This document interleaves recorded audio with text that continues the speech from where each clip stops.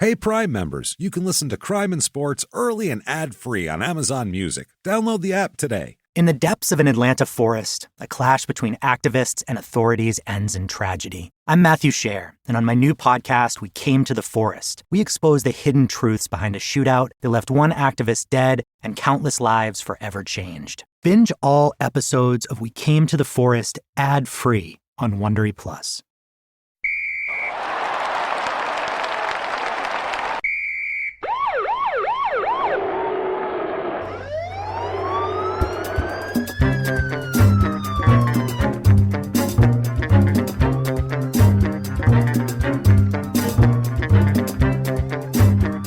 Hello and welcome to Crime and Sports. Yay! Oh, yay indeed, Jimmy. Yay indeed. My name is James Pietragallo. I'm here with my co-host. I'm Jimmie Whisman. Thank you, folks, so much for joining us today on another wild, crazy, downhill and through a loop-de-loop adventure that we call Crime and Sports. Great. It's been over 5 years now doing this show. It's bananas. And it's you expect at some point where it would be like, well, I mean, all the crazy stuff is over. Yeah. And it never turns out that way. We keep finding things that are just insane. And today is going to be one of those episodes of someone you've never heard of, probably, unless you're a very specific fan. You've never heard of this person. But the story is insane, and it's one of those stories where you're like, how is this not a known story? This should be a cautionary tale for everybody. Like when people get drafted into any league, they should sit them down and honestly make them listen to this episode we're about to record, because I think it could help people a lot, is all I'm saying. Sure. It's one of those things. But before we get to that, quickly, a few exciting things. Well, first of all, thank you for your reviews this week. Yeah. Apple Podcasts, please do that. 5 stars. It helps us a lot. That purple icon. That aside, go to shutupandgivememurder.com. What's there? Right now. Oh, by the way, tickets to the virtual live show. Yes. Coming up on May the 6th, and it'll be available for 72 hours after that as well, so you can see it over the weekend if you want, or however you want to watch it. It's like 12 days away. It's amazing. It's so close, and we have done, the set is really cool. It's going to look awesome, and we throw down for Crime and Sports Live, and we will announce right now the subject of the Crime and Sports Live show, and hopefully that will make you very, very interested. Who is Jimmy, it? Are you ready? Jimmy actually doesn't know this yet. I'm so excited. It's Suge Knight. Suge Knight, the founder of Death Row Records. And I mean, a criminal on every level, honestly. He pulled one of the all-time great PR jobs to be like, no, he's an inspirational businessman. It's like, he is killing people now.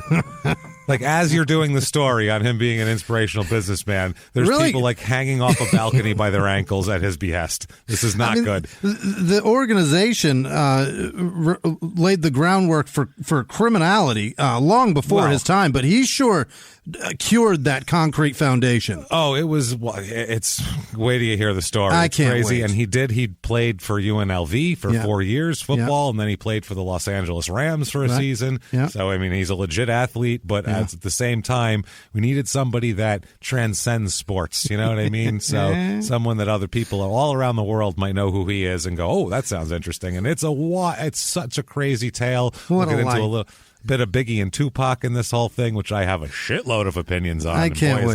This is going to be so fun. It's going to be so much fun. So shutupandgivememurder.com right now for your tickets for that for May the 6th. We are so excited.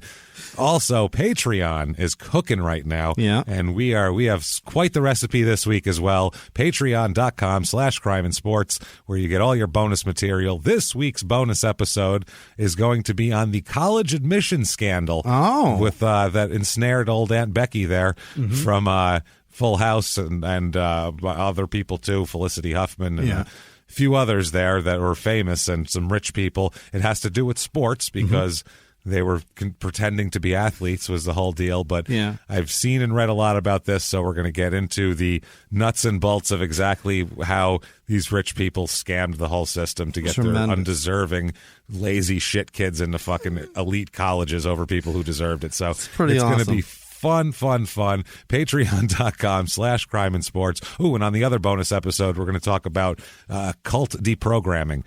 How people deprog the whole thing of how to get someone who has been, essentially brainwashed, for lack of a better term. Unbrainwashed. And unbrainwashed, yeah. So dirty up that brain a little bit with some better ideas. You got to scour and clean the brain? How do you do? Yes, you can't do that with a Mr. Clean Eraser. I mean, we're going to find out. Maybe that's the key. Maybe that's the ticket. There's just Tide Pods. We never knew about it. But patreon.com/crimeinsports. And if you all do that, not only will you get those bonus episodes and all the other bonus episodes, but you'll also get, you're a producer. So you'll be loved by us. You'll get our undying affection. Oh, for sure. And you'll get a shout out at the end of the show where Jimmie will try as hard as he can to pronounce your name correctly and probably fail miserably at it. So bad at it. Lots of fun. And if you just want to be a producer and have great karma, you can do that over at PayPal using our email address, crimeinsports@gmail.com. Right. That said, Jimmie, I think it's time for a show. Mm-hmm. Let's get into this. We have pitched everything enough, and now it's time to relax and get into a crazy life. So let's talk about a guy named Bernard Toone, Jr., of course, obviously. This guy, I didn't find out he's a junior till about 80% through the research. And then I found an old newspaper article and it said his father, Bernard Sr., and I went, son of a bitch. Of course. This all makes sense now. He's a junior, seriously. I can't find out his middle name for the life of me. All I can find is A. He's Bernard A. Toone, Jr. Yeah. Can't find the middle name for the life of me, though. He is born July 14th, 1956. Okay. So, as elderly we'll talk fella. about, he's getting older now, and which is probably, honestly, it's probably best for him. The less he thinks he can run away from situations, the less spry he is, the better for himself and probably society as a whole, I would say. This is a sad tale, man. Well, not even sad. It's like, why? What Bernie play? Are you doing? This is a basketball player. Bernie Toone is a basketball player? Bernard Toone with an E. Toone, not Toone like Al Toone. Okay. Toone Jr., and he's basketball player, won a national championship in college and on a very famous team and all this type of shit. And it's very strange when you hear the team, they have this one thing 10 years later and they're like, where are they now from this national championship team? Those. Everybody's like, director of this foundation, coach over here, this and that. And his is not that. And it's very sad. We'll get to it. He's born in Yonkers, New York, which is he's still there now. Okay. So that says a lot. He's born in Yonkers, which if you don't know anything about New York geography, it's just above the city. Yonkers is bordering the Bronx, so it's just above. DMX is from there. There, yeah, it's just there. His father and mother. His father is Bernard Sr., and his mother is Hazel with a Z, and they have. From what I can gather, he at least has a little brother who's about 3 years younger than him, who also plays basketball, but I can't find him ever going on to college or anything like that. Even though when he was in junior high, they were saying, "Oh, he's going to be a big star." He's a Toone. Are you kidding me? Yeah, he's Bernard's brother. He's going to be amazing. So I found he was a big deal out of junior high. Really, like he was 6'5" in the 7th grade. And a talented, he was already good at basketball. So, he ends up being 6'9", and people like that are pampered in a different way than the trouble doesn't really exist for them. They have a different, everything's at a different scale. It's like, oh, well, yeah, but you're playing basketball, so that's okay. We've talked about it a lot. Like certain, baseball players don't usually get it unless there's some kind of freak when they're little because the sizes, they're not freak of nature and size. Right, so people can't just look at them and be like, oh my God, they're going to have something going for them someday. They're just, it doesn't really happen like that. Whereas that's true. There's a lot of baseball players, you see them in person, you're like, you're an athlete?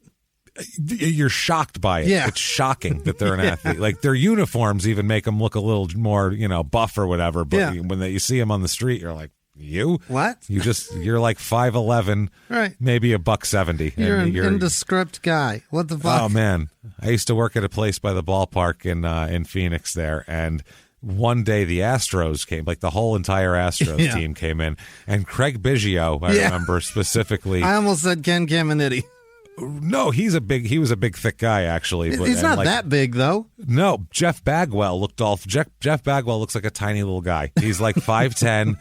He's like 5'10". He looks kind of thick, but unless he was wearing like a muscle shirt, this was like in 1999, so the shirts were pretty baggy, so you couldn't even tell. Craig Biggio looked like somebody's like math teacher. He'd be like, Mr. Biggio's going to be a dick if I skip today. This sucks, man. He had these little glasses on and a polo shirt, and he just looked like this little tiny man. And I'm like, what is going on here? This guy's going to be in the Hall of Fame? Are you kidding me? These are professionals. This is ridiculous. Mark McGwire looked big even in person, though. He's a giant. Yeah, he was roided up to the extreme at that point, too. You got bull DNA running through your veins. Yeah, he's got all sorts of shit. He's like, I injected elephant semen into my body this morning. I'm hoping that'll do something. They're pretty big, so I figured that might help. It doesn't matter. I didn't even baste it into my asshole. I mainlined it. No, I just stick it right in there. That's how I do it. I put it in like heroin. I'm like, that's good. That's good elephant jizz right there. Yeah. Hit me a home run today. Those are so big they barely go through the syringe hole. You know how it is. You can feel them swim through.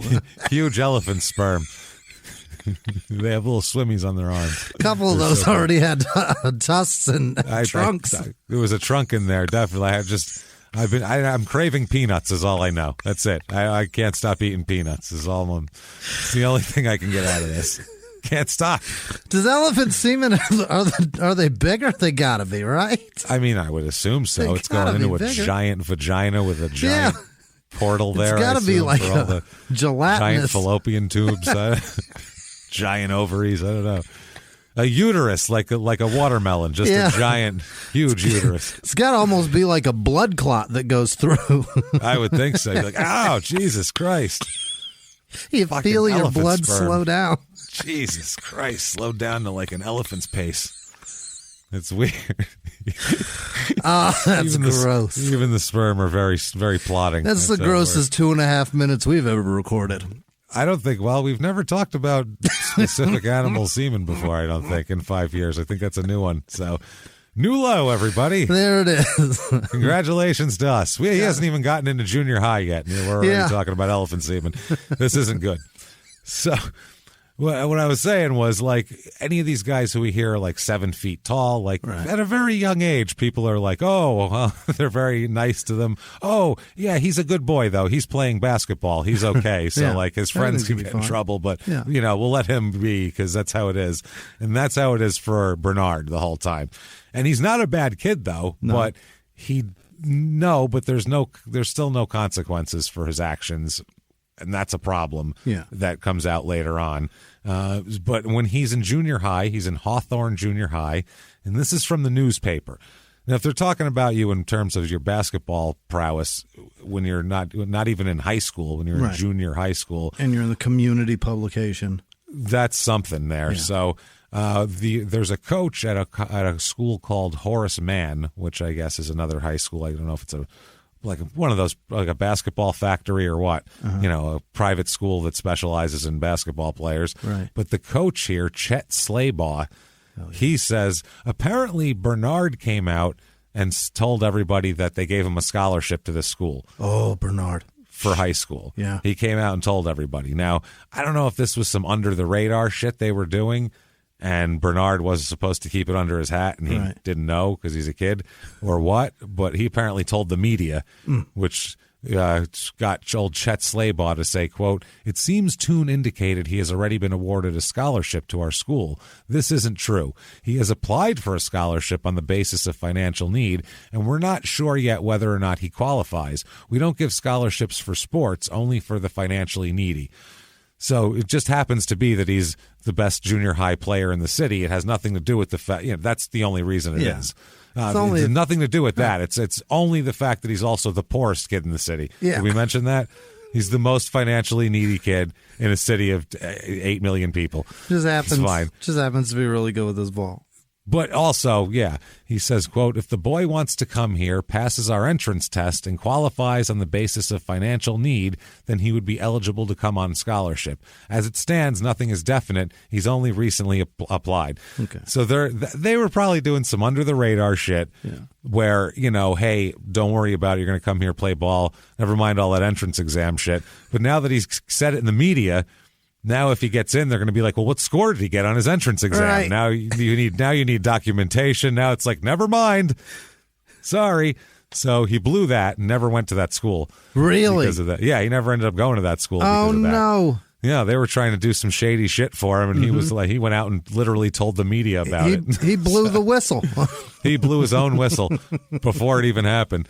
So he ends up going to Gorton High School, like the Gorton Fishermen. Really? Yeah, which is in Yonkers, and it's a public school. He just goes there. Free fish sticks.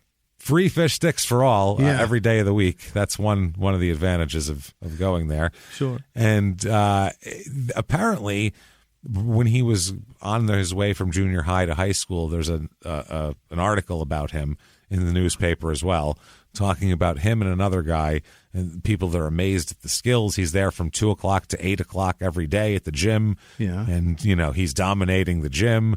They called him at this point a solid 6'5". That's what they were interested in. They're saying how good he is. He won, apparently, the junior high team, Hawthorne, won 25 games in a row over his last 2 seasons he was there. Because everybody else is 5'11".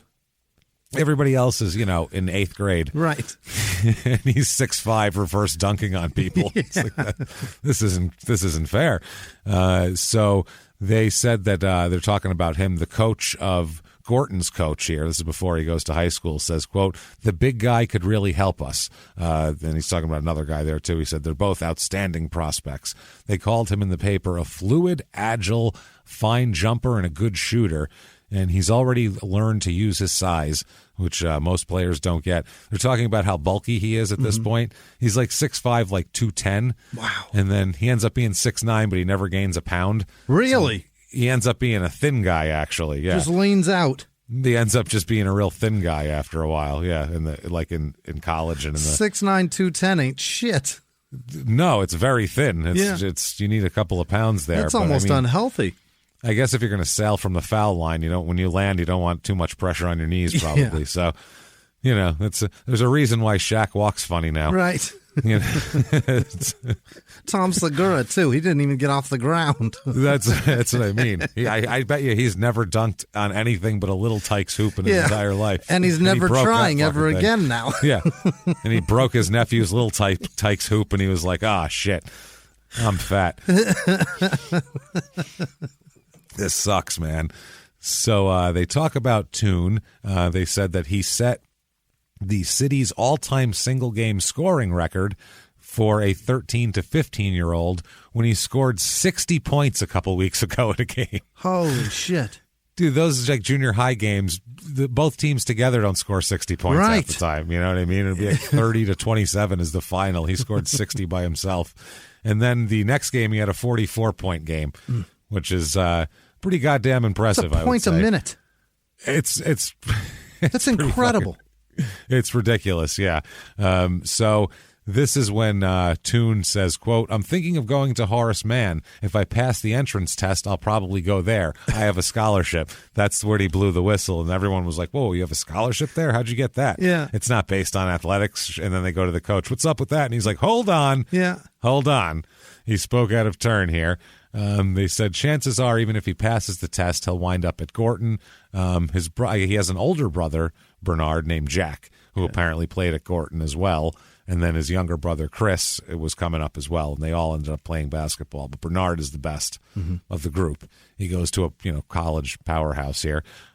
So they said that Toone is they're talking about how his type of talent doesn't come around very often. Sure. And this is in New York City, too. So, I mean, that's... Right. Talent comes around quite often in New York City, if you might have heard. Yeah, a lot of ball players tend to be from there. Matter of fact, people go there because of it. It's a thing, yeah. They're even importing it. Yeah, people go there to play good games. Mm-hmm. He ends up going to Gorton, like we said here. He kills it all through high school here. I think they win the championship, the conference championship in 73 and 75, his sophomore and his senior year.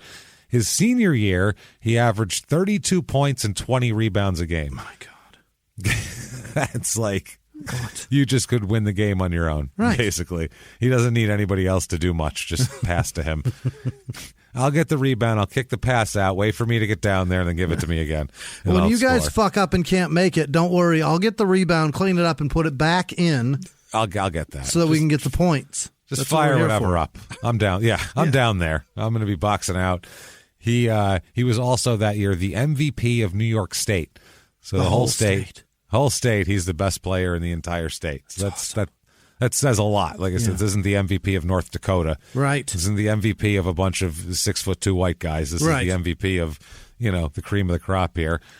So he's looking at different places. Marquette, their coach Al McGuire. Al McGuire is the announcer. No. He's an announcer forever for NBC, I believe. Okay. He called him, quote, the number one high school basketball prospect in the country.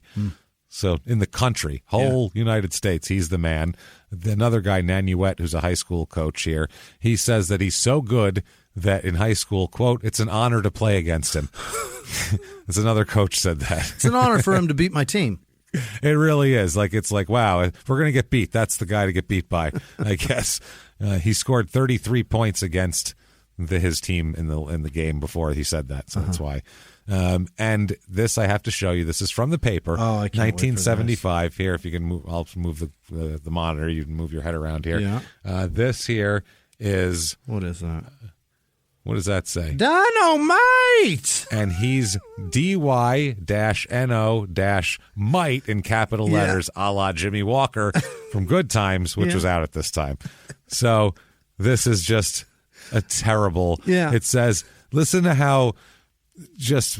I mean, you hate to throw it on things, but this is just fucking like comedic level racism. That's just like.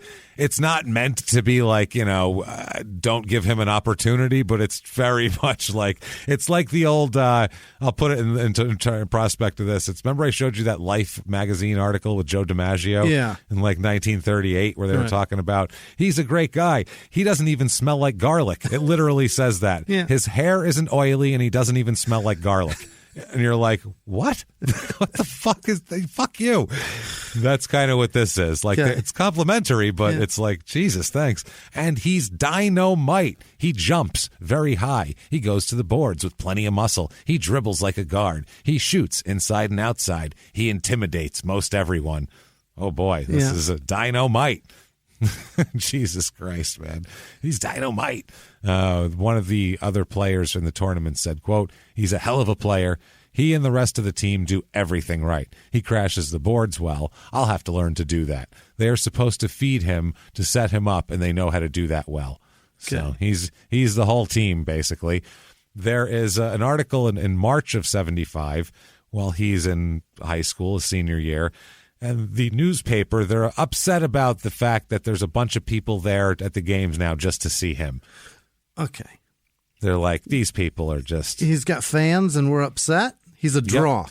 He's a draw. And they're like, I don't like this one bit. It says, quote, there's nothing attractive about some of the fans' Toone's outstanding ability draws. What? Jesus. What? What does that mean? I don't know. They're ugly? I mean, he brings all the ugly women. It's not fun. We don't like being here. He's bringing some banged up trim, if you know what I mean. It's not that great. I don't know what the fuck they're talking about here. He's not even bringing the hot chicks. He's just bringing a crowd of their ugly friend. It's messed up, man. It's like he's got the ugly friend of every group. Just the next line. The name Bernard Toone and not the game of basketball is their reason for following Gorton. They like to be with a big name, and the sweep of Toone's coattails is an umbrella for their otherwise bush behavior. Jesus Christ, what the fuck does that mean? That sounds racist. I think they probably mean Bush League, but or maybe it not. Sounds like maybe not. What maybe are they doing? I don't know. That doesn't sound good, though. No, it doesn't. That sounds awful. horrific. attractive and this, and it's mean too. They like to be with the big name, and the sweep of Toone's coattails is an umbrella for their otherwise bush behavior. Good Lord. Jesus Christ, man. Don't come see him play, you fucking bastards. Keep the dregs out of here. Wow. And it says, more redeeming is Toone's appeal to the youngsters. The kids love Bernard, and he always seems willing to sign autographs. He's in high school, by the way, mind you. Signing his name. After Gorton lost to Newburgh, which is right across the river from me, and I think that has the highest murder rate in the entire country, literally. And Toone suffered a sprained ankle. Many of the win-only fans left the game early. A few youngsters remained, however, and they surrounded the All-American despite the defeat. If Toone recognizes who his true friends are, his career should be more spectacular. They don't like these friends that come around to see him play. They think he's surrounded. He's already running with the wrong crowd? Running with the wrong crowd, Jimmy. It's over. He's screwed here. And he does have, as we find out later on, a bunch of kind of knucklehead friends that are into some shit. But, I mean, who else is he supposed to hang out with? If there's a lot of people in his area that are like that, I don't know who else he's supposed to be friends with at 16, 17 years old. Like, my friends are idiots, too, because that's who I grew up with. Who else am I going to fucking hang out with? Is this journalist recruiting new friends for him? Like, what are you doing, man? You're just going to run him down in the paper with who he surrounds himself with? That's it. Like, that's going to fix it? An unattractive group of people, apparently, that he's friends with. That's going to fix it? You trying to fix this or what? Right. Crooked teeth and bald patches, and you don't want these people around? Part of the fucking problem here? What are we doing? So here's one from 1975, and he says, because he has a big game in some tournament, and he says, I knew we were in the semifinals, and I knew I had to play well for us to win. Besides, after the bad game I gave the fans Monday, I had to come up with something big. I had to drop in at least 30 points. So he does. He scores 31 points and beats the shit out of some team here. 16 of 20 from the floor. He also he blocked 5 shots and had 4 assists. And had he only missed 4 shots. Yeah, he's killing it. Missed 4. He blocked more than he missed. So he blocked 5 and missed 4, which is pretty goddamn impressive. And he is a first-team Parade All-American. Yeah. And Parade, from what I've gathered, Parade, the group of magazines. Yeah. Apparently, Parade was what now McDonald's. Is a McDonald's All-American. Then it was a Parade All-American. Here, they've honored, what does it say here? Nationally honored the top high school boys basketball players in the United States. Okay. We just like looking at the boys basketball players and putting them all. We just like gathering them in a magazine. All the pictures right there. There's just something about it that makes us happy. Teenage boys in shorts. It's hot. Just this trend of the longer shorts these days. I don't care for it. I like it just right up under a young man's nutsack. That's how I like my. That's how I like my shorts. I like my shorts to wear if they flop or if they get a hard foul. When they go down, you might get a peek. You get a hard foul. So he did great in high school. I mean, there's no doubt about it. They had 2 Section 1 Class A titles in 73 and 75. He was named New York State's most valuable player here, and he averaged over 31 points a game. And his coach, who'd been coaching since the early 60s, said that Toone is, quote, one of the most awesome players I've ever coached, and his attitude was tremendous. Oh. So it sounds like the world is his oyster. Yeah. He is 6'9", 210 pounds, and he decides he has over 200 college offers. Wow. So basically every college, and we're talking North Carolina offered him a scholarship, Maryland, UCLA, every team you can think of that's a big team, and then 100 more all offered him scholarships. It's unbelievable. Here, which is pretty impressive. He could go anywhere on earth he wanted to go, and he decides to go to Marquette. Okay. So he's going to go to Wisconsin. Yeah. He can go anywhere literally in the entire nation and play for any top level program he wants. Right. And he chooses to go to Milwaukee. Freezing ass. It's an interesting choice. Yeah. No offense. We like Wisconsin. Yeah. But, I mean, if you could go anywhere, I don't know if Marquette is your first choice, probably, is all I'm saying. You don't hear a lot of guys that are the best player, number 1 player in the country being like, I'm going to Marquette. They've had a lot of good players, but It's just that's it's a sales been a job. surprise every time. Yeah. His choices that he narrowed it down to were Maryland, who is a powerhouse, UNLV, who, it's Vegas, Hawaii, I assume based on nothing but Hawaii, the fact that it's in Hawaii. There's a good reason to want to go there. It's Hawaii. It's nothing to do with the basketball program or education. It's fucking Hawaii. It's goddamn Hawaii. You might want to spend 4 years there. Yeah. And Marquette. Those are his 4 choices. That's his 4 choices? That's his down to his final 4. That's a bad batch. It's a weird thing, and he chooses Marquette. He's already questionable as fuck. Yeah, it's an odd decision to make. He said, quote, I decided on Marquette because I was very impressed with Coach Al McGuire and the players on the team. Okay. He thinks they have a chance. He's been doing very well. He says it makes sense to go there. He says, quote, it's like lawyers and doctors picking a school because it will help them in their profession. He's like, Marquette, Al McGuire is going to coach me up. This is going to be good shit. So 75-76. He goes to Marquette, the Marquette Golden Eagles, by the way, in case you were wondering. Mm-hmm. Did you know that? I did know that. I didn't. Yeah. I did. You didn't know that? Not know. I know that because we drove by Marquette when I went to when we did the show when we were up there in Milwaukee. That's right. Yeah. There's another college right fucking there. Yeah, there's a bunch up there. We'll be in Milwaukee in 2022. We will. It's on our website. But Marquette and something else are like pissing distance. Yeah. They're so close. Too. Yeah, there's a couple up there. Every major city has like 4 colleges. You're like, that's there? Really? I didn't know that. We always until you get places. out west. Yeah, then it's just college named after the fucking state. That's it. Yeah, this so and so state. Right. That's it. Oh, there's Arizona State or University of. That's it. Yeah, that's it. It's in the 2 cities that are there. So the 75-76 Marquette Golden Eagles here. They have 6 future NBA players on this team. Really? Which is pretty goddamn solid, I would say. Earl Tatum, Butch Lee, Bo Ellis, Lloyd Watson, Jerome Whitehead, and Bernard. Okay. So 6 of this. That's impressive here. They go 27-2 over the season, which is fucking impressive. You've got a starting lineup of NBA players and a 6th man. And a 6th man who's your freshman 6th man. It's pretty awesome. And he was too. He was the 6th man coming in here. Unbelievable. Bernard. So this is Coach Al McGuire, I think he's like a Hall of Fame coach at this point. They go to the tournament and they win the first round. They beat Western Kentucky 79-60. Yeah. The second round, 62-57, they beat Western Michigan. Mm-hmm. So they're going to play some team that's not a Western version of the good school, hopefully, here.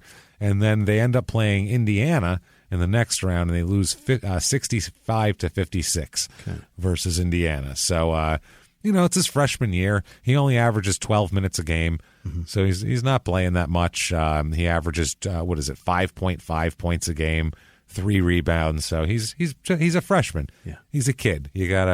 You bring him in slow, sure. Basically, especially if you have a good team like that. There's no need to force a kid into the lineup. Yeah. He can kind of sit back and learn at that point. So he apparently got in one game here in the tournament, and they talk about this. He does well, and this is New Year's Eve of 75. This comes out. And he says, quote, I was kind of surprised Coach went to me. I thought he would go to Craig Buttram to get a little more height, but I figured I got in, I could do what I did. Okay, there you go. Yeah. They were giving me shots, and as I was taking them and making them. And, so Al McGuire, by the way, Al McGuire is a complete dick to him. I feel like Al McGuire, and this is just my opinion, obviously, I don't know, because other players, I'm sure, went on to be successful after being coached by him, but I feel like Al McGuire just ruined his psyche. Just ruined it, destroyed it. He's a kind of a sensitive kid who's been coddled a lot. Yeah. And Al McGuire just trashes him constantly. In the 1980s, a rosé swept the country. Hey, Mike, I really like this White Zinfandel. Well, good. Now put it down. We're going to try another one. White Zin became America's top-selling wine. But most don't know that this sweet drink has a sour history. What began in 1986 with counterfeit bottles. A big fraud, a multi-million-dollar fraud. Sent investigators chasing one of the most powerful families in the business, the Licciardis. But the closer the feds got to them, the more dangerous things became. It's a story of deceit. At the time, I was paranoid. Threats. You touch my kids, I will kill you. And murder. with a .22 caliber bullet to the head. What started with a scheme to mislabel wine spilled into a blood-soaked battle for succession. Welcome to Bloodvines. You can binge listen to Bloodvines exclusively and ad-free on Wondery Plus. Join Wondery Plus in the Wondery app, Apple Podcasts, or Spotify. A few miles from the glass spires of Midtown Atlanta lies the South River Forest. In 2021 and 2022, the woods became a home to activists from all over the country who gathered to stop the nearby construction of a massive new police training facility, nicknamed Cop City. At approximately 9 o'clock this morning, as law enforcement was moving through various sectors of the property, an individual, without warning, shot a Georgia State Patrol trooper. This is We Came to the Forest, a story about resistance. The abolitionist mission isn't done until every prison is empty and shut down. Love and fellowship.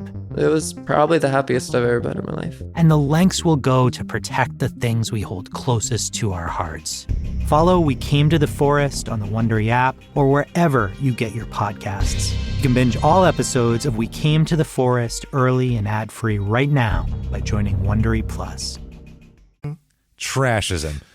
He's one of these like Bill Parcells type coaches that it's like, if a guy's got talent, he acts like there's like some sort of antipathy toward him for that. Right. Like, you talented fucking asshole. Like, rather than like trying to get the most. But if it's some scrappy guy who you don't expect anything out of and he does well, I love that guy. He's the best and does nothing but praise him. Yeah. He's one of those guys. It's like if Bill Parcells coached the Bucks last year, he'd rip on an offensive lineman or rip on Brady and be nice to some shitbag that got Brady sacked. That's what it would be, yeah. Because because he, like back in the day, he used to just rip Phil Simms a new asshole. And I remember thinking, wow, Simms must be terrible. And then you look at his stats and you're like, well, he's leading the league in passing. What the fuck is happening here? Calm down, the Giants Bill. are 10-2. Why do you hate him so much? It was very weird. Why do you hate success, Bill? It's the only guy he didn't do that to was LT. LT was the only guy. Yeah, because Lawrence LT Taylor. fought back. Yeah. He just never fucked with him. He just said that's the guy's he's Seabiscuit. Yeah. You just let him run. Like, sorry, you get like one of those guys a generation. Don't get in his way. Basically, also, LT's willing to lock Bill out of practice, like padlock the gates. Yeah, if he's willing to do that to practice, LT will lock him out of his own vehicle. That's and he can say whatever he wants because then he had 3 sacks on the game, and you're like, well, he did. Yeah. He was the cause of our win, so I guess fuck it, let him do what he wants. Sit out there laughing at LT's joke. It's so hilarious. Lawrence, can I come in now? And you're not gonna. There's just no reason to fight with him because he's never gonna give in. That's not the way to approach him. It's just not. So Al McGuire says this in the paper. This is of an 18-year-old kid. Quote, Toone leaves a little bit to be desired in terms of shape, but he did a great job. Oh, in terms of shape. What the fuck? fuck? Once he jumped as high as I've ever seen a college player his size jump. Yeah. So that's what he gives him there. Figures a bit feminine, but, Yeah, good player. I don't know. He's got some tits on him, but outside of that. I dig his hips, but listen. Oh, man. So 1976, there's this article about, it's such like sign of the times article of just like how things were back then. It's an article about how, it's a good thing that Al McGuire's real tough on his players, which is fine because people still think that about players. That's fine. But it's also like in addition to being tough on his players, like it's almost like, he's extra mean to the black guys, and that shows that he's not racist. Like that's what the article says. Literally, that's what it says. He's like, that shows how not racist he is. Like, see, he's not hiding it. He's not like, it's really a weird article. And then it goes into just how. Do they think that racism means like doing it in private? Yeah, it's very strange. Like, look at that. He's so not racist. He just called that black kid the N-word. Isn't that? He does it out in the open because he's not racist. Everyone knows how unracist he is, that it's okay for him to do that. Like, what? No, that's not how it works. So that's like the beginning of it. And the article talks about, he says, quote, this is from this guy, Carter is the writer's name, quote, I don't know anybody who enjoys black jokes more than Grambling's Eddie Robinson, who's a famous, legendary obviously black coach from Grambling. He says, And then he, unless it's his sports information director, Collie Nelson, and they certainly don't mind telling me white jokes, and I don't mind it. I love it. So apparently he goes there and starts cracking black jokes at the staff of the most historic black football college in the country for some reason, because they crack white jokes back at him. Yeah. I guess. I don't know. Which, Maybe they're doing it, everybody's Coach, on board. In defense of themselves. Like, what are you talking about, sir? They don't actually like you, probably, is the difference. But I guess, I don't know. So, yeah, it's a great time. We're all inclusive. Yeah. Well, they talk about here how this was back in the day of like a lot of colleges would only start a certain number of black players. Okay. Because it would quote piss off the alumni if you had more.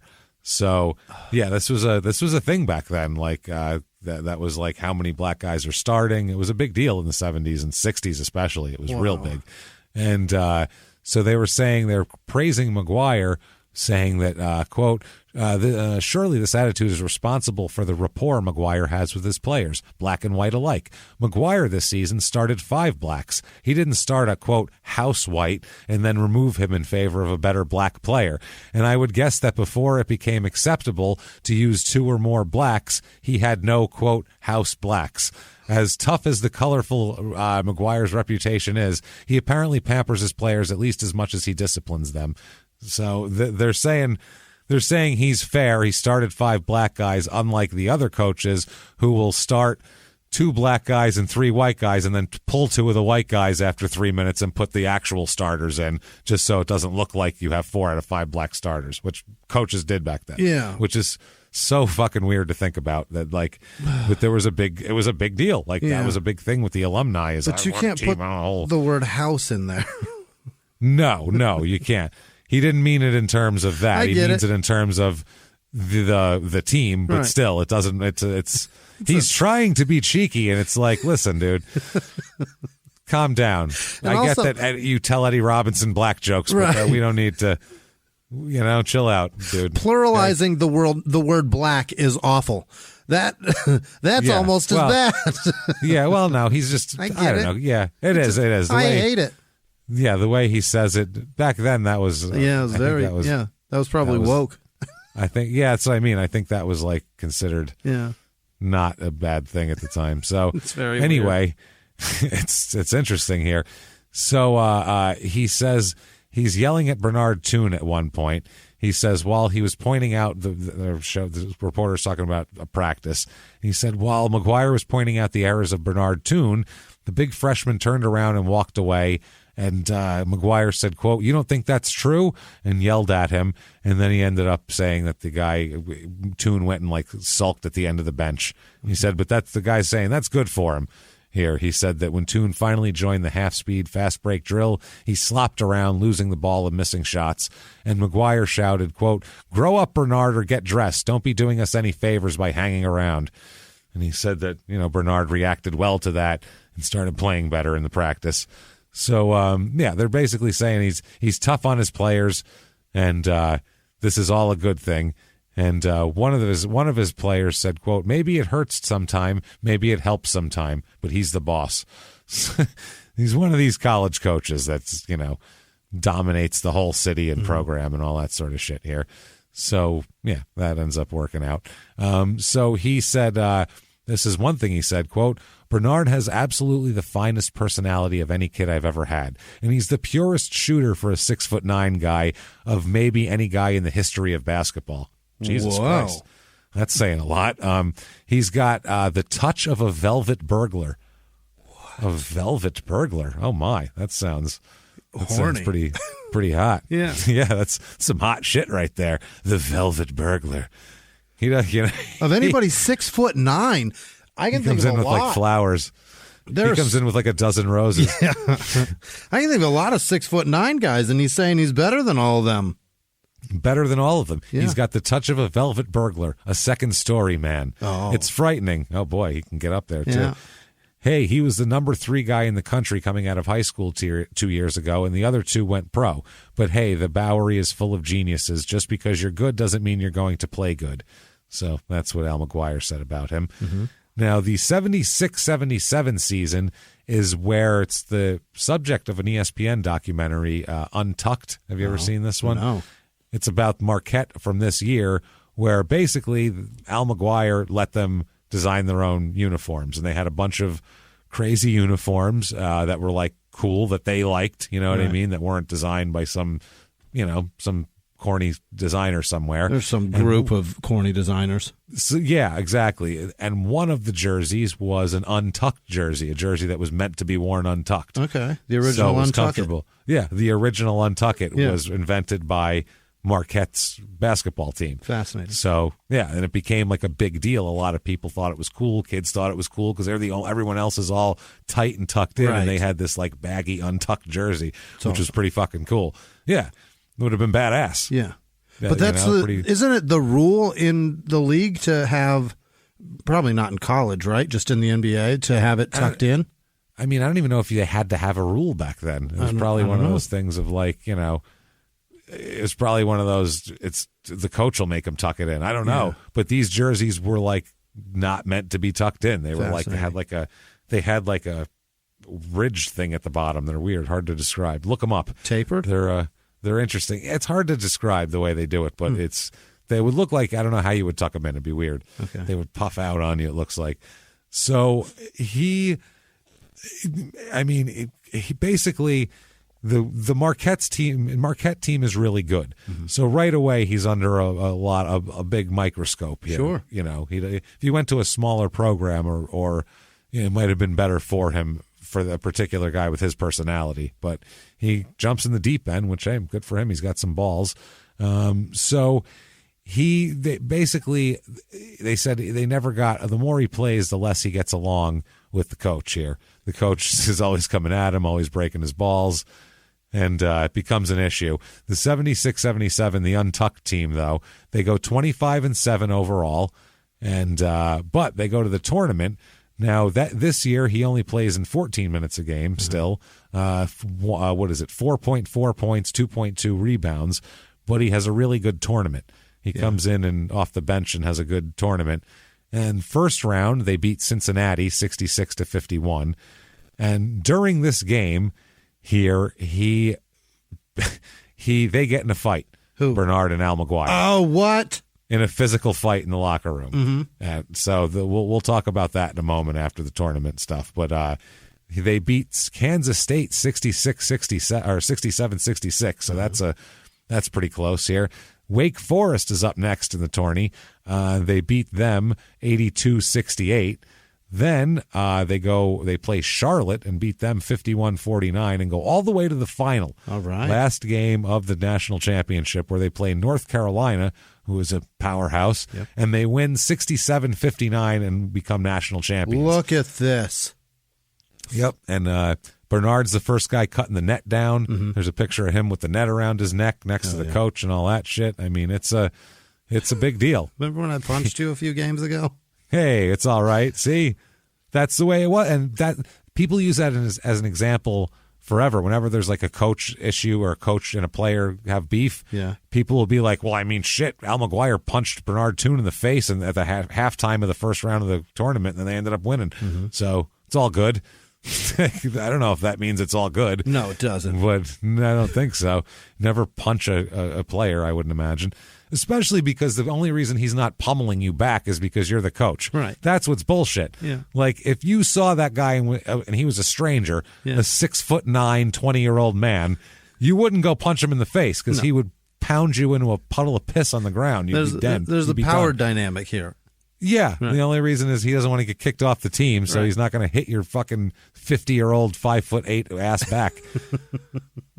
Fucking ridiculous. So Al McGuire talks about this team, and he says, this is his whole overview. He said, Jerome Whitehead played over his head in the tournament. Who's the white kid I used to call the cloud piercer? Jim Dudley? He had a great run. I know that was before FedEx, but he was FedEx. He delivered. I can't believe I didn't see that ability. Butch Lee and Bo Ellis were inside and outside. Jimmy Boylan was the toughness. BT, Bernard Toone, was the comedy and a kid who could play. And the consistency was the kid Bill Neary. So that's this Those whole are his team. Nicknames? Yeah, he calls and this is a name that sticks to Bernard, and he hates it, is he calls him Looney Toone. Okay. That's his whole thing. He says he's a goofball. Right. He kind of just labels him this and kind of almost puts him in this box where that's what he has to be. Yeah. Because it's also low-hanging fruit. It's not clever. It's just... I mean, it's a 70s basketball coach. I don't expect him to have any kind of comedic writing team or anything. He's going to go in. He goes, no, that's hacky. That's hacky. Give me something better. I saw Letterman do that 10 years ago. It's not going to work. There's not like a Bernie something that's happening at the moment in the 70s. You'd think there'd be a comedian named Bernie something. I don't know. Not that I know of. So he basically would, at one point he got yanked out of a game and he was on the bench crying. Bernard was. That's not very mature. During a tournament. Yeah, because he's a kid and he embarrassed him basically. Yeah. So anyway, this is from Al McGuire, or this is from one of the other players. He said, quote, "The first game of our tournament, we play Cincinnati and we're behind at the half. In the locker room, Al McGuire and Bernard Toone start yelling and throwing punches at each other. So I grab Bernard, haul him outside into the hall, and wrap my arms around him so he can't move. People are walking by looking at us, so I say, quote, we're just stretching here." He's holding an angry guy back. We're stretching. This is how we stretch. I get behind him and hold him tightly. It's a really good way to stretch. I'm going to stretch him wide open. This is how the pros do it, kids. Grab your friends from behind and squeeze. Yeah. Have yourselves a good stretch here. So Al McGuire said this, quote, "One of the big things that got us going in the tournament," he means, "was at halftime in Omaha against Cincinnati. I punched Bernard Toone. A dance hall fight type of thing. He could have eaten me up. He's 6'8". He didn't understand me. I don't lie to my ball players. If I have to lie, I just don't say anything. If I come home late and my wife asks where I was, I say, did somebody call? I'm not going to lie. I'm just not going to tell you. Where were you? What? Anybody call? No? All right, I'll be in the back room. Like, that's fucking crazy. I wish I would have thought of that. If I have to lie, I might still be married if I chose that path. This is something to live by, everyone. If I have to lie, I just don't say anything. Brilliant. So he treats it like if you can't say something nice. Yeah, knowing nothing incriminating. Right. I take the fifth. Did somebody call? It's the same thing. Are you kidding me, man? He broke the code. He figured it out. He cracked something. He figured that's the answer right there. Who is she? If I come home What's your mom's name? My wife asks where I was. I say, did somebody call? What the fuck? Who is she? Did you take out the trash? Wow.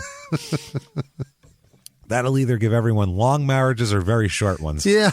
One or the other, depending on who you're married to. One or the other. Are you drunk? What's your name? What's your name? You want to go out Saturday night? Are you drunk? Where are the kids? Are you drunk? Is Perry Mason on tonight with 1977? Whatever the fuck people watched. How was All in the Family? Was it good? What was Archie saying tonight? So, have you been drinking? What's the neighbor's name? What's the neighbor's name? I could be so happily married. No, I couldn't. Why do you smell like perfume? What's the name of the guy who fixed our brakes on the car last week? I need his number. Then she just gives it to you and ignores the first question. Right. That's great. You'd need that other partner who would take that as, well, I guess he doesn't want to talk. Most people would take that as, what, motherfucker? I asked you a question. So did you answer a question with a question? This will either save or ruin your marriage. We're not sure which.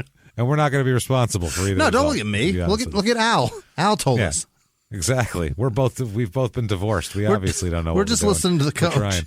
Yeah. So he says, quote, this is Al McGuire, "These guys know when they come to Marquette, that's the way I coach. After 25 years in basketball, there's not a player, coach, or referee I can't look in the eye. I don't have to slip into the men's room." What, to blow them? What is that? What are we talking about? I don't have to wave them. Have to wave them into the men's room. Right. Is that where we cower? Is that where we show them who's boss? No shit. Is that where we let them show us who's boss? I guess. What is whose that? boss is a way to put it? Over the fucking urinal? I don't know. How do they do Under? this? You get in that stall right now. Yeah. So Toone apparently, one time at practice, McGuire said to him in front of the press, quote, "Bernard, pay attention. This is important. This isn't school."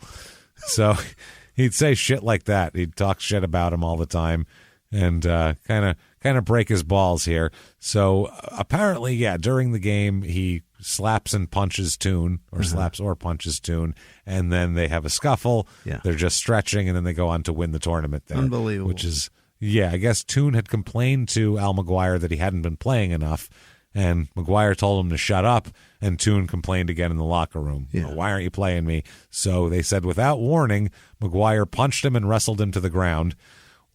One of the team's trainers fractured his wrist by pulling them apart. Wow. So he hurt himself. At least that guy can take care of it. Yeah. No shit. Yeah, I wrap myself up. Al says, quote, "The other team is in the locker room talking strategy and X's and O's, and we're having a rumble." So that's not great here.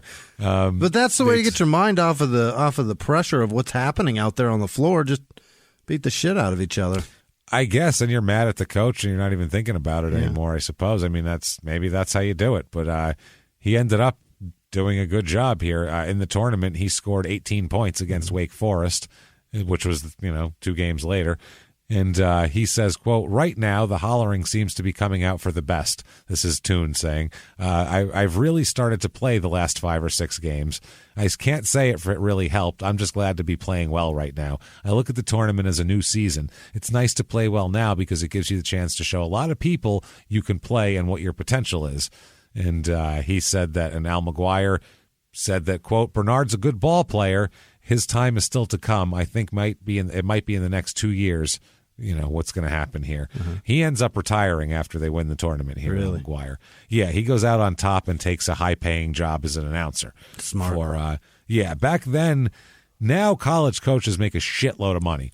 They make a lot of fucking money, and they have their salary's big, and then they also have a radio show and a TV show and all this other shit, and they get a free house and all this crazy shit. Back then, it wasn't the same. You had to get to the pros, or the big deal, the big money was in TV. Right. That's the big money here. So yeah, they're saying they like Toone now, and they're very happy. And Toone says, quote, "I'm just glad we're in the Final Four, and I think we've got a real good chance to win it all. A lot of people counted us out in the middle part of the season, but I think we're the same team they ranked number 1 in the beginning of the season. I really couldn't think of a better time to play good than the final game of the regionals. I just want to keep playing well." Yeah. That's all he's about here. Now, as good as he is going into the next season, Al McGuire still isn't saying he's going to start. Okay. He says he's good enough to start, but he doesn't know if he'll start him anyway. He says, quote, "No question he has the ability to start. It's just our system at Marquette." He was saying he doesn't know if he'll start. It's up to the next coach. But he's saying, that was what my deal was. He would have probably started for a different coach as a sophomore, but probably not as a freshman. Bernard knew he waited his turn in the first 2 years when he came off the bench that he would start his junior and senior years. And then he says, quote, "There's something about Bernard you have to understand. He's probably the purest shooter in the country. I'm not trying to get into why he doesn't start. He will not start in Atlanta even if he gets 32 points. So he's really good. He could be the best shooter in the country. Yeah, he's amazing, but I don't think I'm going to start him anyway." So I don't know. I feel like that would fuck my psyche up a little bit.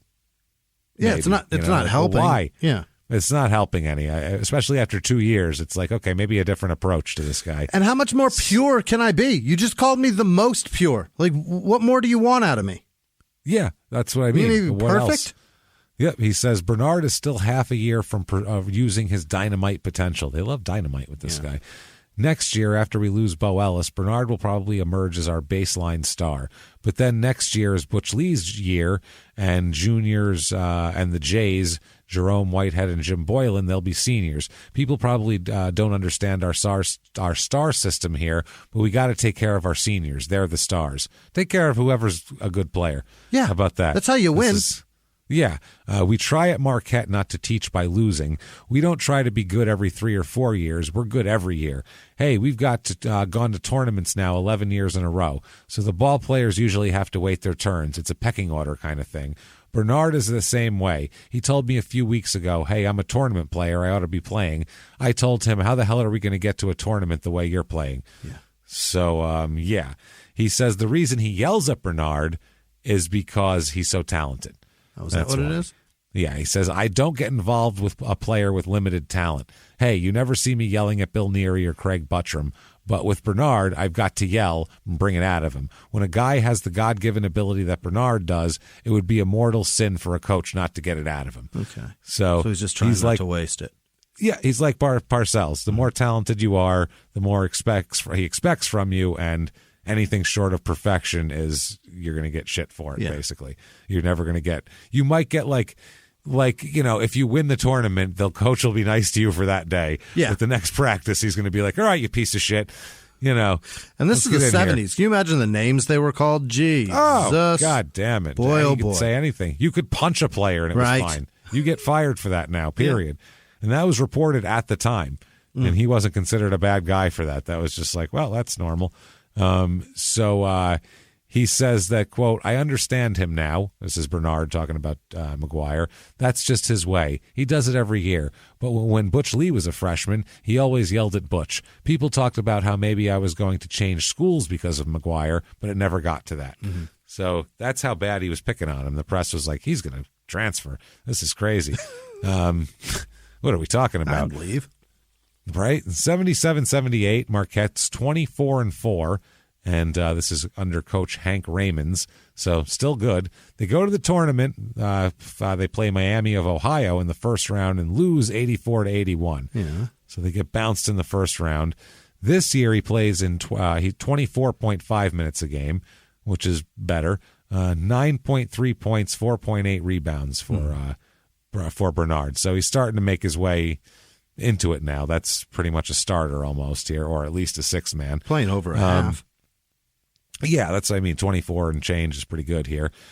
He says that Toone says, quote, it hurt and I was frustrated. It took most of my junior year to get my game back. Mm-hmm. He's talking about how this year he was so kind of just the mental toll of dealing with Al McGuire the year before. Right. He said it fucked him all up, and it took him halfway through the junior year just to get back to what he was doing before. Which, yeah, coaches, that thing will bring it out of some players and it'll ruin some players. Mm-hmm.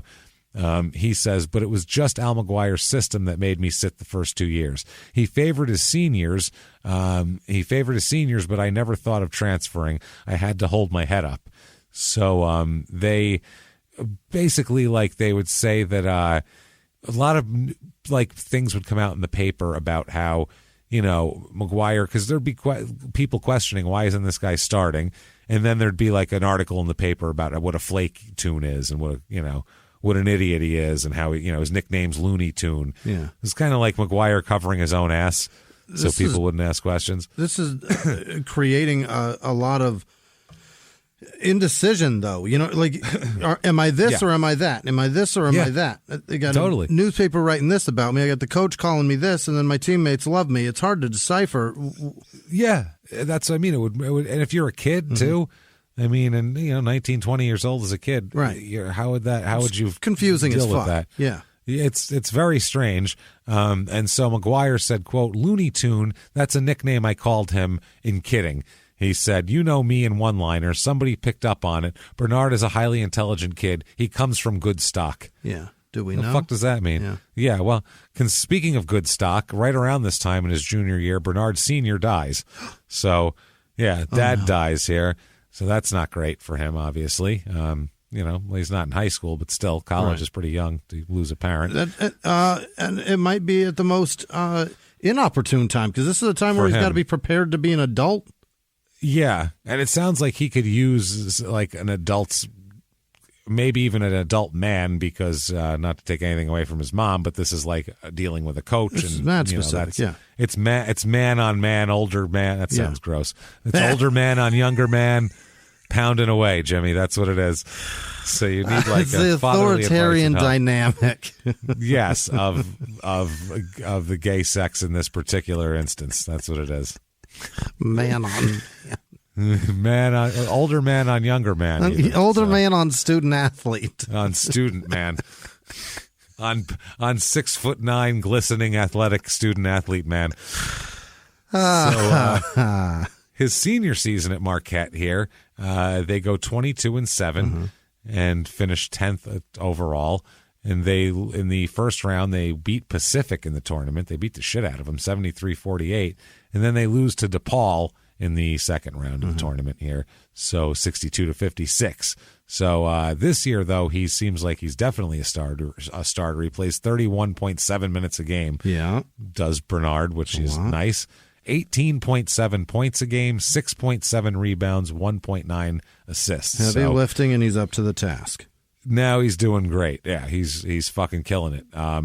So Al McGuire's still talking shit about him, though. Still not happy, Al? Jesus. No, he was in New Zealand doing something, and he told the newspaper, quote, "In New Zealand, they play to play. It doesn't make any difference who won the game. That's the way Bernard plays, but I'm different. I want to win because they keep score."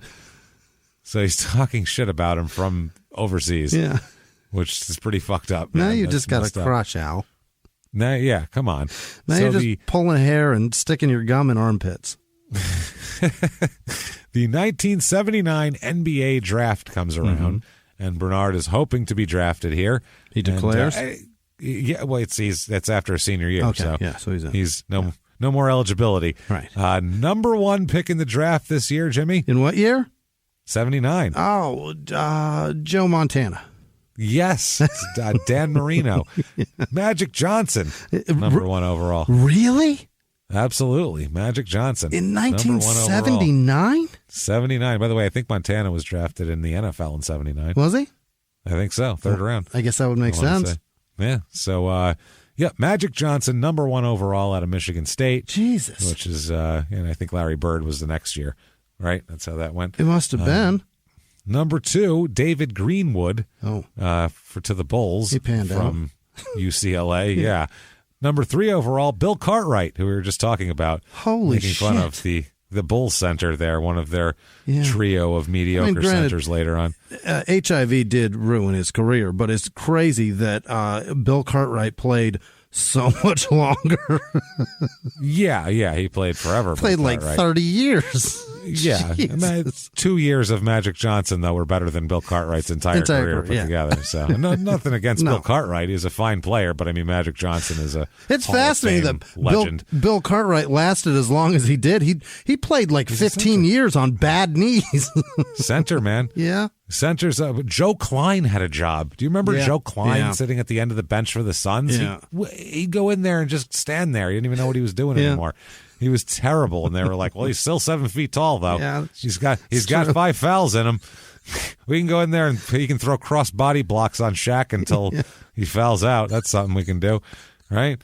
Bill Cartwright had to do that shit for so long because he stayed in the East. He's fighting people. God damn he was on the Knicks at first. Greg Kessler, Kelser. I'm sorry, Kelser of the Pistons goes number 4. Sidney Moncrief there, it was number 5. It's a good name. James Bailey, number 6. Number 7, Vinny. It's Vinny the Microwave. Is that Microwave Johnson? Vinny Johnson? Vinny Johnson? Right? She goes to Seattle there. Calvin Nat goes to the Nets. Let's see. Jim Paxson's in this draft. Cliff Robinson to the New Jersey Nets here in 70. It's not the same Cliff Robinson. Okay. He didn't play for... I was going to say, boy, did he look He played young. for 20 years. No, that's not him. I wanted to see the look on your face when I said that he was on there. Boy, did he look magnificent playing in the fucking late 90s. Amazing. Finally, number 2, second round, 37th pick overall. Yeah. The Philadelphia 76ers select Bernard Toone. How about here? this? So he is chosen, and you can play. And back then, second, third, fourth round, even you could get into the league still. Yeah. That year, third round, the last pick of the third round was Bill Laimbeer. No shit. Who played forever. Yeah. He was in the league forever And a Hall of Famer. Yeah, later on, Mark Eaton, who played forever. Yeah. Remember Mark Eaton? Yeah. He was drafted in the 5th round, 107th overall. Wow. And he played forever. So Bernard Toone, though, Philly. And it's and at this time, Philly's great. Oh, they're good. Yeah, he's getting on a good team. We'll talk about their team here. Bernard says, quote, Philly is a team I've been watching. They lack a consistent outside shooter. I anticipated going a little higher in the draft, but I was the only forward they drafted in the first 2 rounds. I have all the physical tools, and I could play small forward or even big guard. If I can play defense and rebound, but the ability to score makes me more valuable. How about you calm down with critique on the team that just fucking picked you, bro? They need an outside shooter. There's some small forward like, hey, fuck you. We have Julius Irving, sir. Shut up. Yeah. They don't have 7 people on their team. Their team is they have a full roster. Right. You're talking shit about somebody. There's a writer here that thinks Philly got a steal with him, an absolute steal. Yeah. He says, despite his talent as a shooter, improved rebounding, he said, the only thing is the old raps on him are that, quote, he's inclined to be lackadaisical. He didn't like to mix it up. He wasn't like a fighter. His mind wasn't always on the court. Okay. So that's what they say. The Bucks declined to pick him. They thought he was going to go to Milwaukee. That's what everybody thought. And they thought that the tags on him were justified. So all these rumors they actually affect his draft status. How about that? Yeah, Don Nelson here, who's a legendary coach, Yeah. He said, we just didn't think he was physical enough to play strong forward night after night. Which, yeah, he's a shooter, so maybe not. So they end up taking him, the Sixers. This writer says, quote, I think the 76ers got a steal. I think the other teams made a mistake. I think that given time, Toone will recover fully from the shock of playing under Al McGuire. Okay. So 2 years later, they're still like, he's still fucked up mentally for playing for Al McGuire. He'll be back. So he said that he thinks in time Toone may develop the consistency that he lacked in college and that he obviously had in high school. He says, what I've seen so far, I suspect that this is only the tip of his talent. And he says the lure of the dollar will prove more persuasive than the bark of McGuire. And he's going to be just fine. So there you go. Yeah. In the 1980s, a rosé swept the country. Hey, Mike, I really like this white Zinfandel. Well, good. Now put it down. We're going to try another one. White Zin became America's top-selling wine. But most don't know that this sweet drink has a sour history. What began in 1986 with counterfeit bottles. A big fraud, a multi-million-dollar fraud. Sent investigators chasing one of the most powerful families in the business, the Licciardis. But the closer the feds got to them, the more dangerous things became. It's a story of deceit. At the time, I was paranoid. Threats. You touch my kids, I will kill you. And murder. With a .22 caliber bullet to the head. What started with a scheme to mislabel wine spilled into a blood-soaked battle for succession.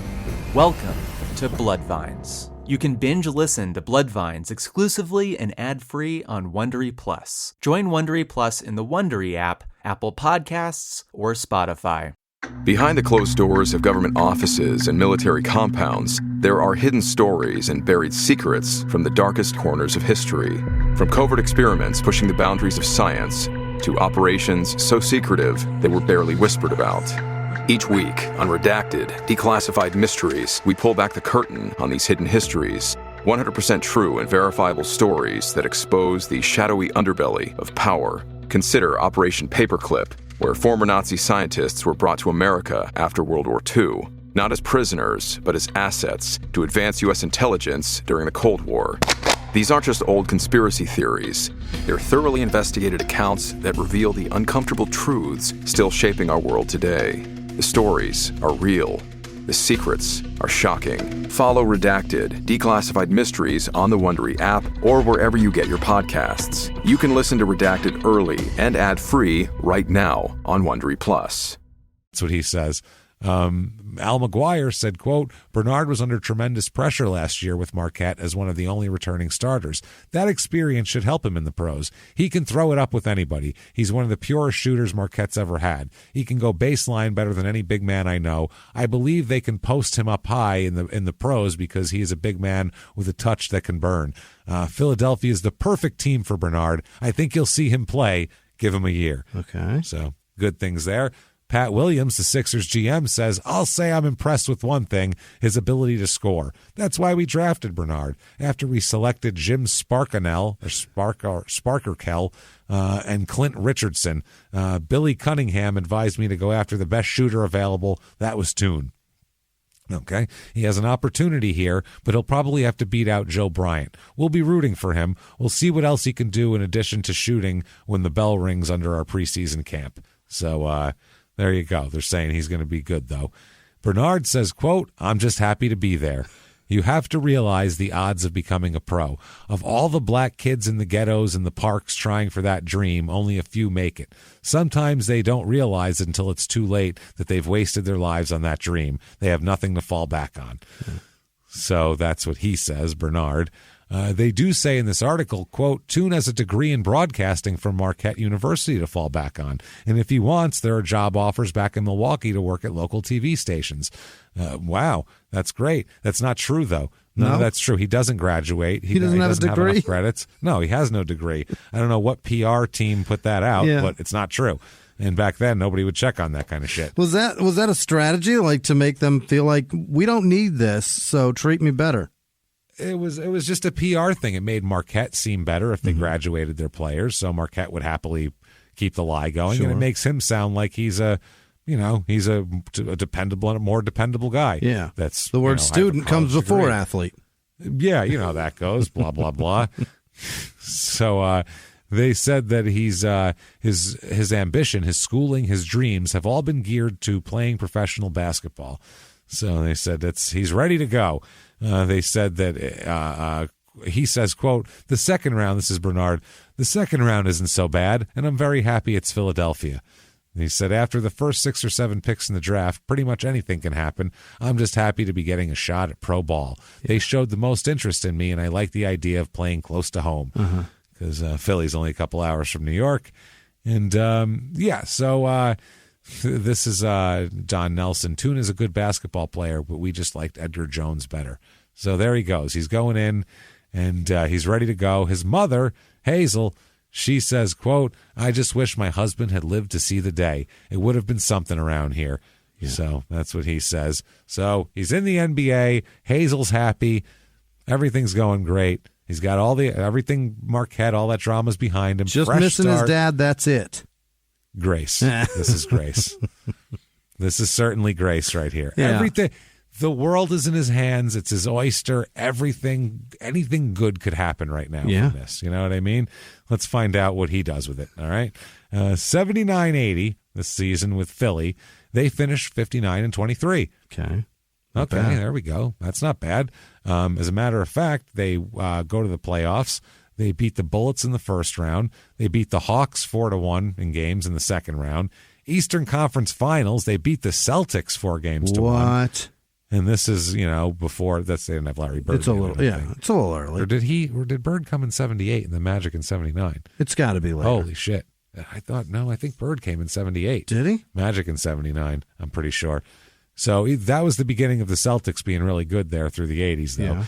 And then they go to the finals and play the LA Lakers and Magic Johnson. That was the finals where Magic Johnson played every position he was a rookie point guard, and Kareem was hurt, so he played center one game. Wow. That's Magic, had the most amazing rookie performance in the history of the finals. It was incredible. So you looking up the 78? Yeah, draft? he was born. He was drafted in 80. Oh, he was drafted in 80. Okay, couldn't remember if it was the year before or the year after. He played in Indiana. He played at Indiana from 75 to 79.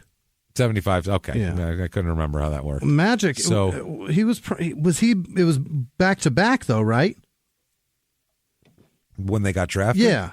Well, they got year they bookend. You know what I'm saying? Year after year, one. Yeah. Okay. It was 79 and 80. Yeah, and that has to be if it was true. 78 and 79 or 79 and 80.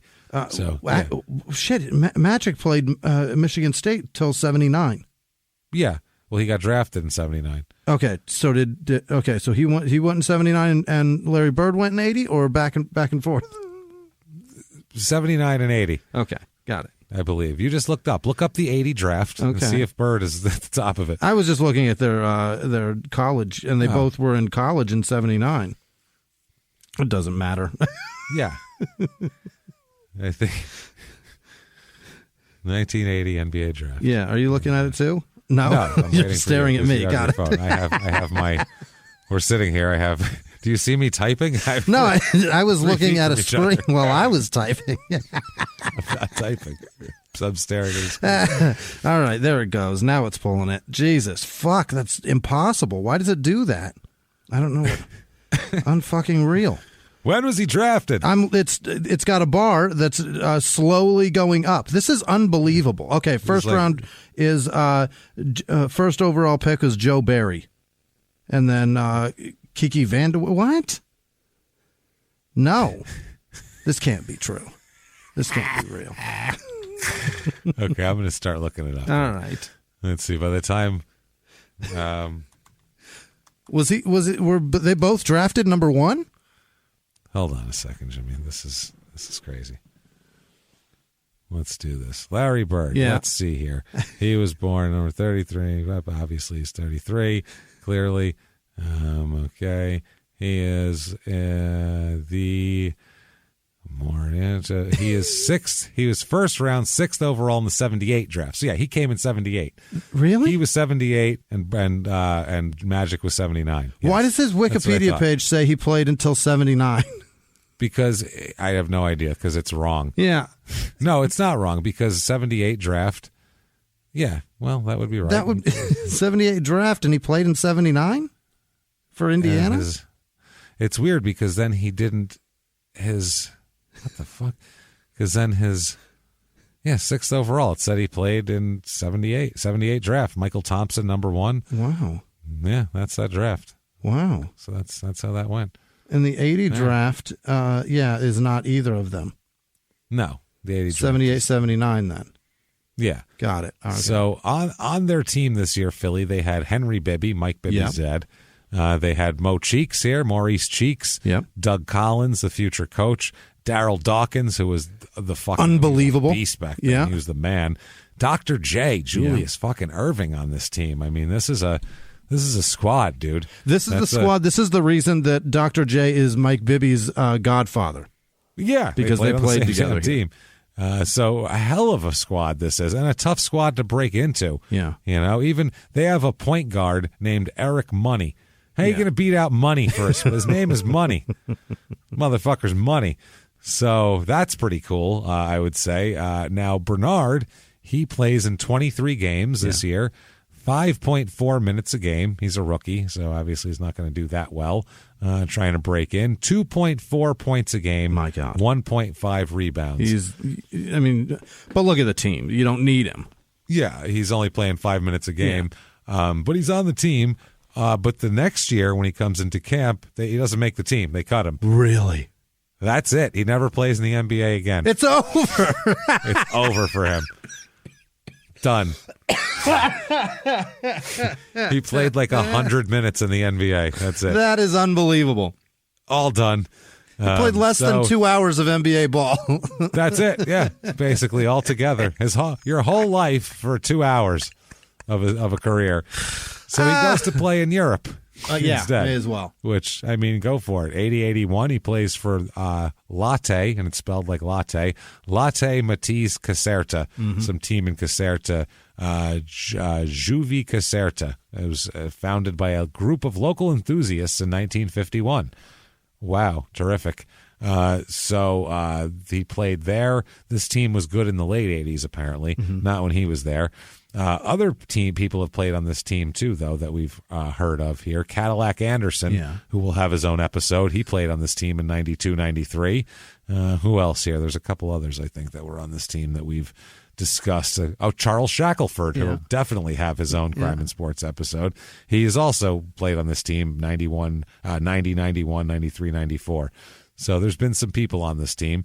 He goes from there to the next year. He plays in Venezuela. Which is what you think of when you think of pro ball. Yeah. Venezuela for Gaiteros del Zulia. There you go. He plays, it's in Maracaibo, Venezuela. Okay. That's where he is. I barely know where Venezuela is. There you go. He plays here. The next year they win the championship, but not when he's here. Okay. So He maybe set the table here. Shit out of luck. He comes home after these seasons, spends the next couple years just hanging around Yonkers and basically talking to kids about his career. Talking to kids about basketball and how to go to the next level. I and, once met Julius Erving. Julius Erving. I was, quote, on his team. Yeah. Let's just say. I mean, he wouldn't talk to me, right, or anything like that. I tried to talk to him one time. He told me to get the fuck away from him, or he's going to have security remove me. So I just left him alone. But otherwise, good guy. Thought I was a fan. He thought I was a fan. He said, "You're a tall fan. Get the hell out of here." Tried to toss me. So that's how little he knew I was even on the team. Tried to sign my jersey. That's what he did. That's how he treated me. With my jersey, with my name on the back, which they misspelled, by the way. I don't think I was too valued there. I just don't think I was very valued. But he spends the next couple of years talking about that.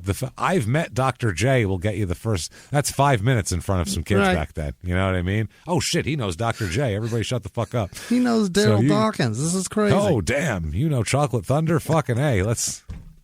I got to listen to this guy. So, I mean, that'll work. Just being on that team. Like, damn, you were on the Sixers? Holy shit, that's cool.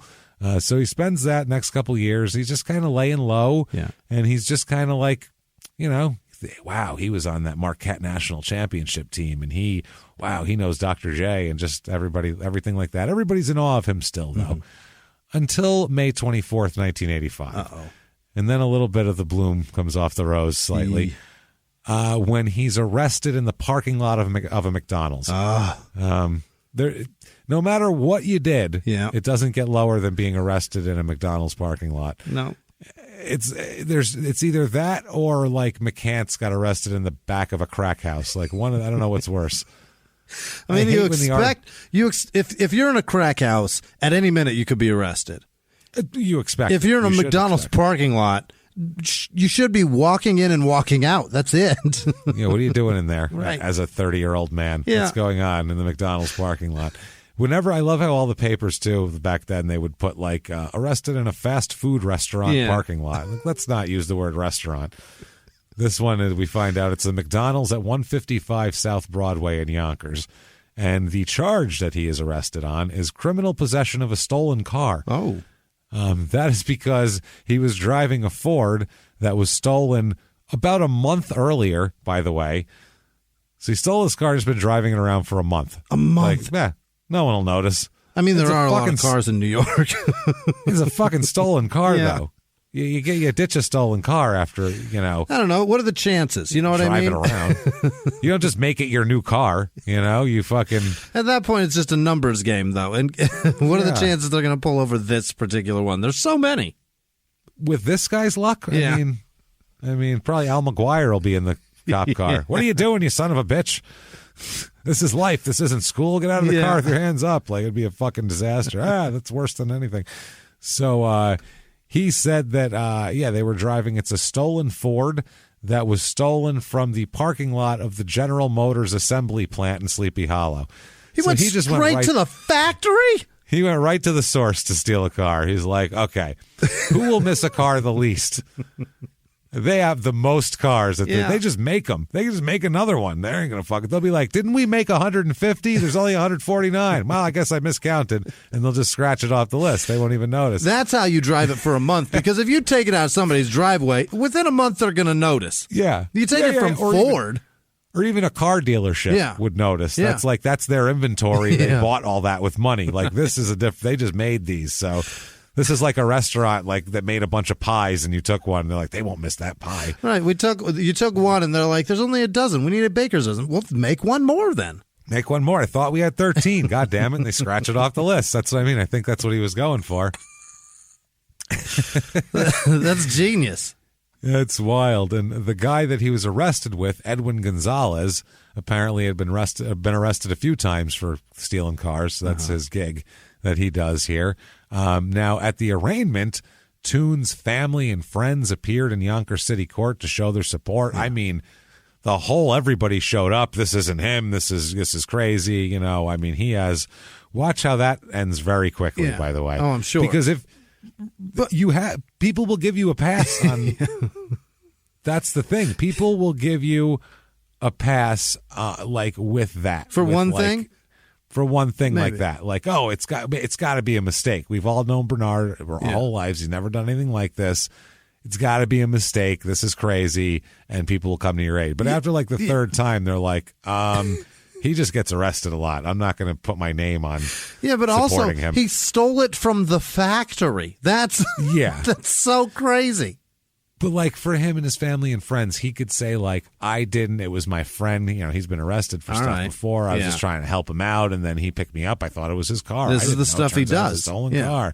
Yeah, who knows? And his friends go, oh God, we got to help Bernard. So during this arraignment, with all this support from his family and friends, his this other guy that got arrested, Edwin Gonzalez, co-defendant, I guess. I was going to say co-conspirator, but it's a little much for a stolen car, maybe. They didn't, kill the king of fucking England or anything. This is right. They don't have a chop shop running where they're just on an assembly line pushing cars into their shop. No, it's the one thing. He is held on $500 bail, old Edwin Gonzalez, but Mr. Toone here is released on his own recognizance because he's got the support of everybody so much. Now, the prosecutor described Toone and Gonzalez as both unemployed, but Toone interjected and told the judge, excuse me, sir, I've been playing ball in Europe 3 years ago. Right. So there's that. 36 months ago. I was there, though. I did it. I was in Venezuela. Yeah. I mean, that's something. That is 72 pay periods of no paycheck. That is unemployed. That's what I would call unemployed. Yeah. And a lot of people would. While they were filing for unemployment, they would be like, I'm unemployed. Now, a friend of his, or used to be a friend of his, who is currently, he was a basketball player who has played with Toone, but now he's an 85, a Yonkers police officer named Joe Lecoq. Hell yeah. Lecoq. Lecoq. That is a French cock if I've ever heard one. That is beautiful. Joe Lecoq. That's like, I want to call it Lecoq so it's funny, but I don't want it to be like obvious. Yeah. I'll put a Q on the end of it. That'll make it, Lecoq. I get it. That is the shortest way you can say uncircumcised. Yeah, Lecoq with a Q. Now, this dude said that Bernard's problems began all the way back when he used to play basketball with him in junior high. Oh. He says that that teachers used to and coaches bent the rules for him all the time because he was such a good player. He says, quote, it's not just Bernard, it's many athletes. So, yeah, he said that athletes should be taught to follow the same rules as everyone else. Calm down. And this shit wouldn't happen. The dick. Yeah, chill out already. Yeah, that's fine. So, June 29th, 1985, this is, a couple months later after this, he is sentenced for this here. He pleads guilty to a lesser charge. They let him plead guilty. The lesser charge is maybe my favorite charge in all of crime. What is it? Can I guess? It's so funny. Yeah, please. Late return of a rental car. No, that would be funny too. But this is even. I don't know why I like this so much because this is just if you steal a car and then you make a guilty plea on it that you can get this deal. Quote, unauthorized use of a vehicle. Okay. Yeah. That's one way to say it. That makes it sound like you and your roommate were there and they were sleeping and you just like took their keys and went to the store and came back. That's unauthorized use of a vehicle. You meant to come back. You live in the same place. They didn't say you could use it, but you used it. Stealing it from the plant is way more than unauthorized use of it. That's straight. You stole it. You're not just, they specifically told you can't have it by putting it on their property. It's so not yours. It's not in anybody's name. Although perhaps that's a good argument for just borrowing it. You know what I mean? It's not anybody's car. I didn't steal it. It's really not anybody's yet. Technically, it's in limbo, so I was just going to take it, kick around with it for a while. Call it escrow. That's all. I was, I was test driving it for an extended period of time. I thought about buying one, but how does it hold up after a month? These are the questions nobody asks about the cars and questions I do ask. So he pleads guilty to that. He is sentenced to, you, sir, may fuck off 3 years probation and 100 hours of community service. Yeah. That's the plea deal. This was in lieu of third-degree grand larceny. So there you go. Okay. Now, November 3rd, 1985. Okay, so all that's over. It's all behind him. Hopefully, everything's fine. He's good now. Yeah. You know, he's learned his lesson. But November 3rd, 1985, he's arrested again. Yeah.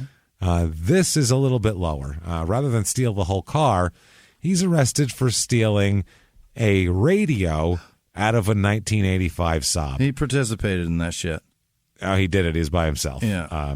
He steals a radio out of a Saab that's in a municipal parking lot. Well, so it's in like a city parking lot. Yeah. And he's They like, should have had a sign, radio out of James. that. I mean, yeah, these radios are not for the taking. No Not radio. your radio.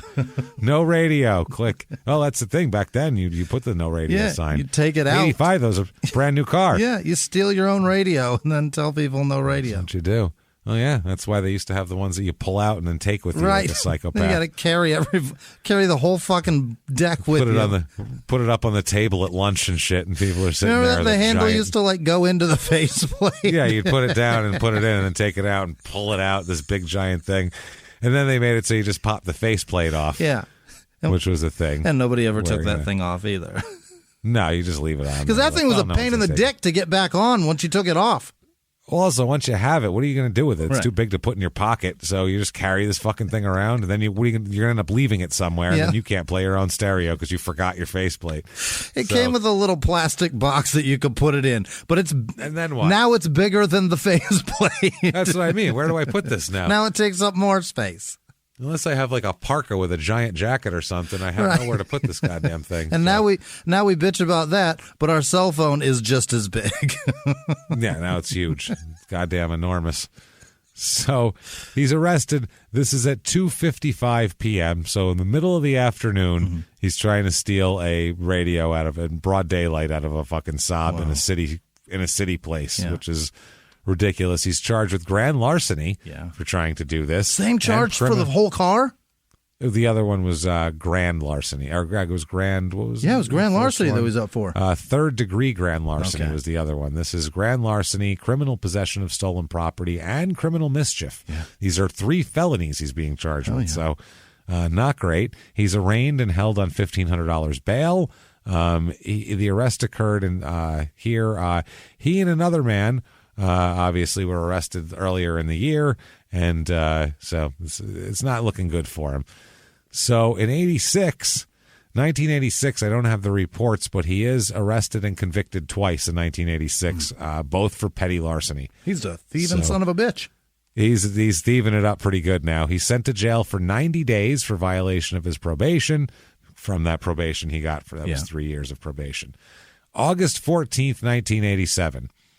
He's riding the bus here in Yonkers, so he doesn't even have a car now. He's riding the bus, and he hasn't had a car yet. It's no shit.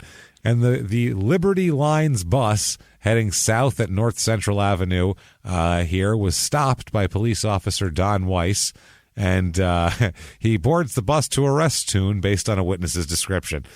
He was charged with fourth degree criminal mischief, attempted larceny, and possession of burglary tools here.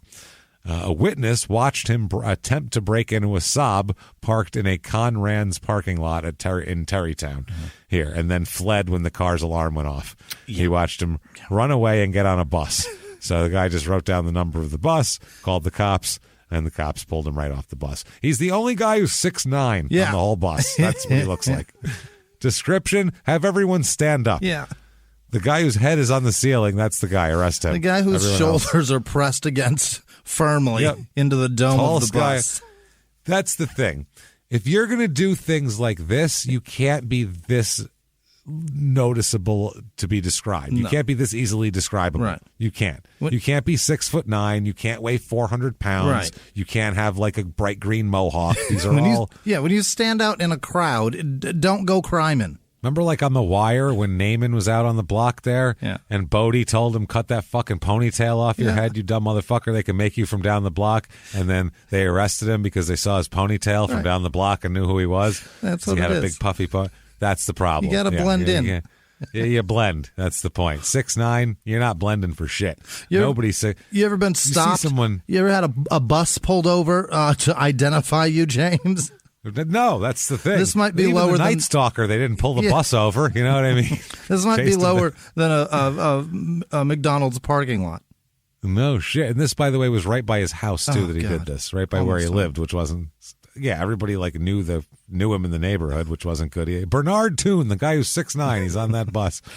So it's been bad stuff here. Obviously for him, he's not doing well.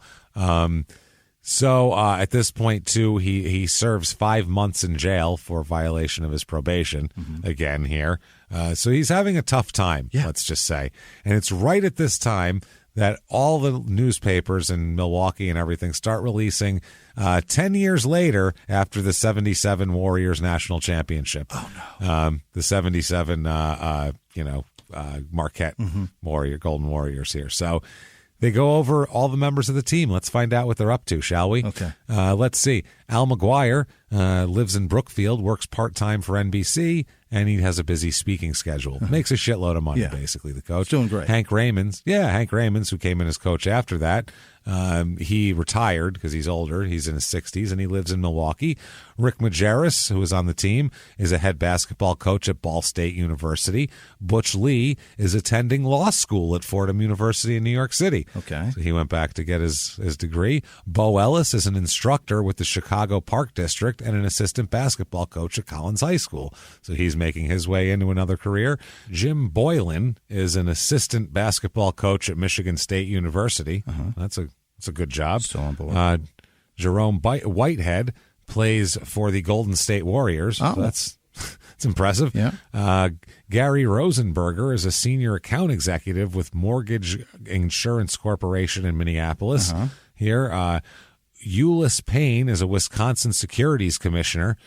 So that's something. Craig Buttram is an accounts manager with Schneider Communications in Milwaukee. Robert Bird lives in Milwaukee and works in real estate.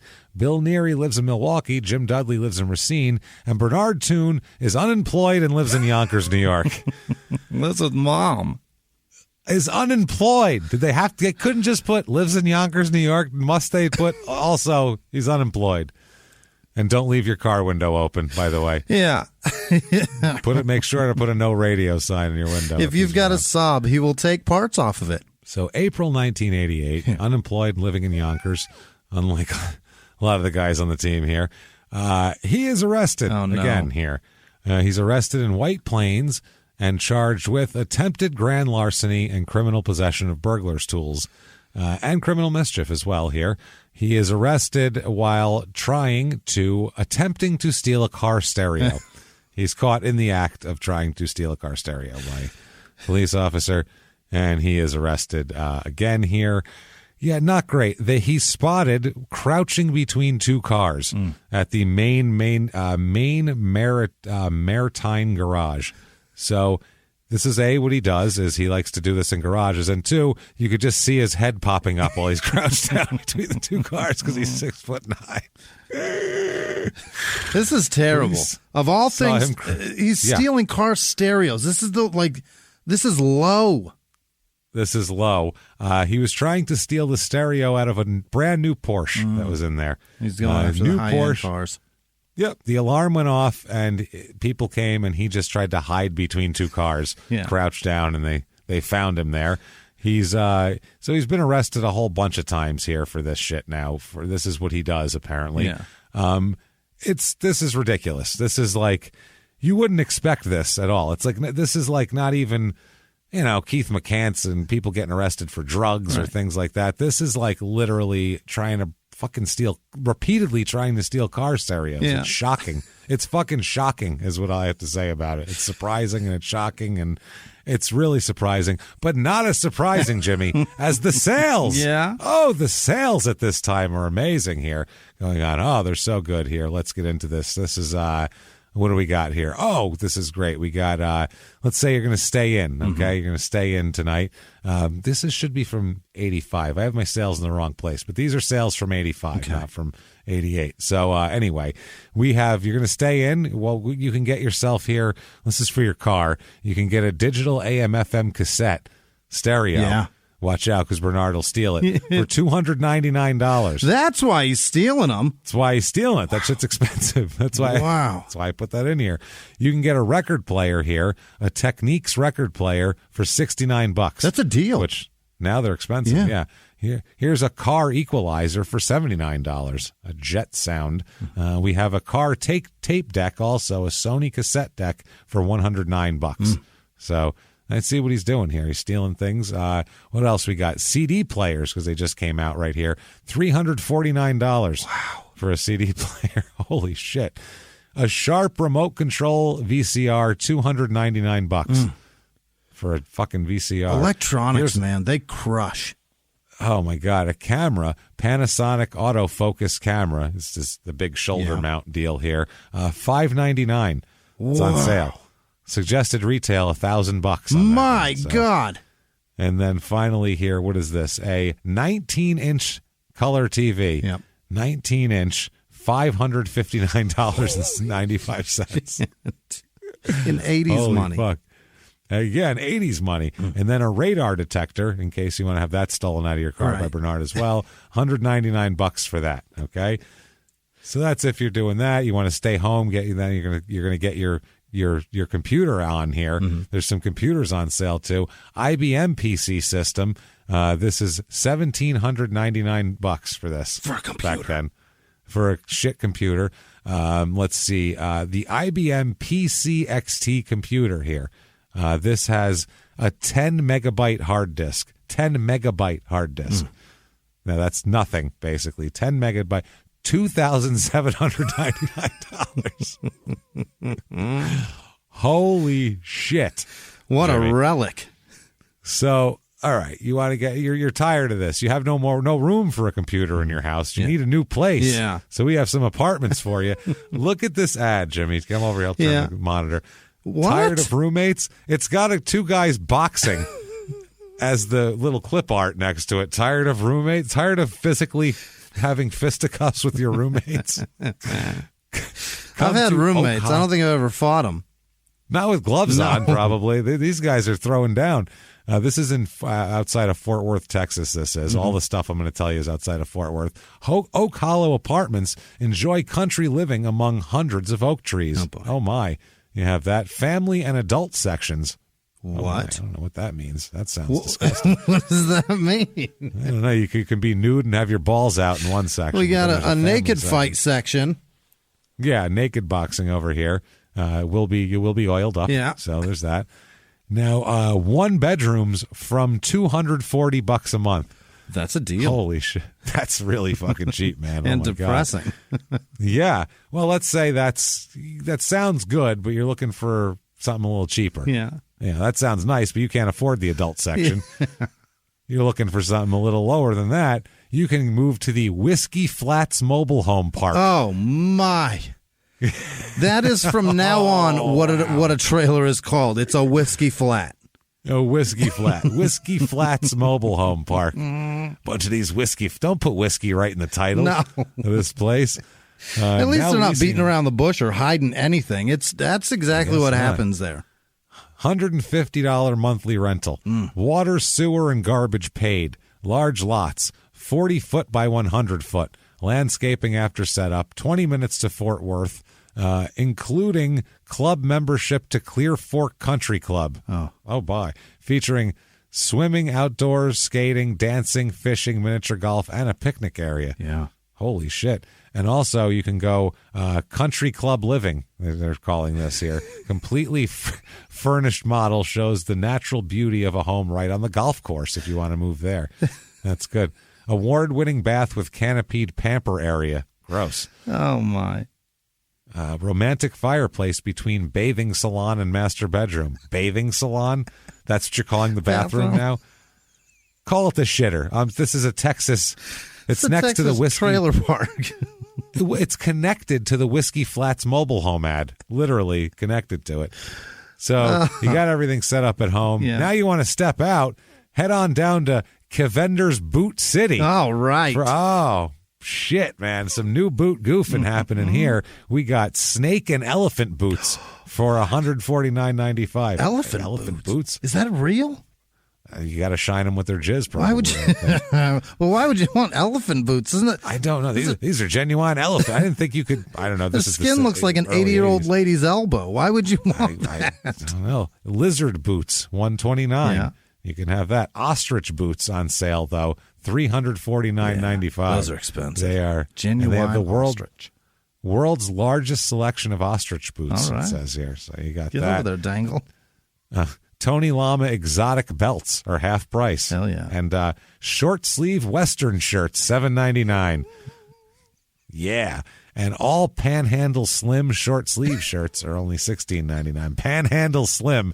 That's a nickname of a murderer, probably, from Small Town. Sure in the fuck is. By the time we're done with that show, someone's name will be Panhandle Slim on there. You fucking know that shit. And let's say you want to go out, you want to look your best, obviously. You want to take a lady out in the town, something like that. But you're having a hard time finding clothes because you're, quote, extra short and stout. Well, too short and fat for clothes. Head on down to Mark's. Yeah. Mark's. They got you covered. Sweatpants.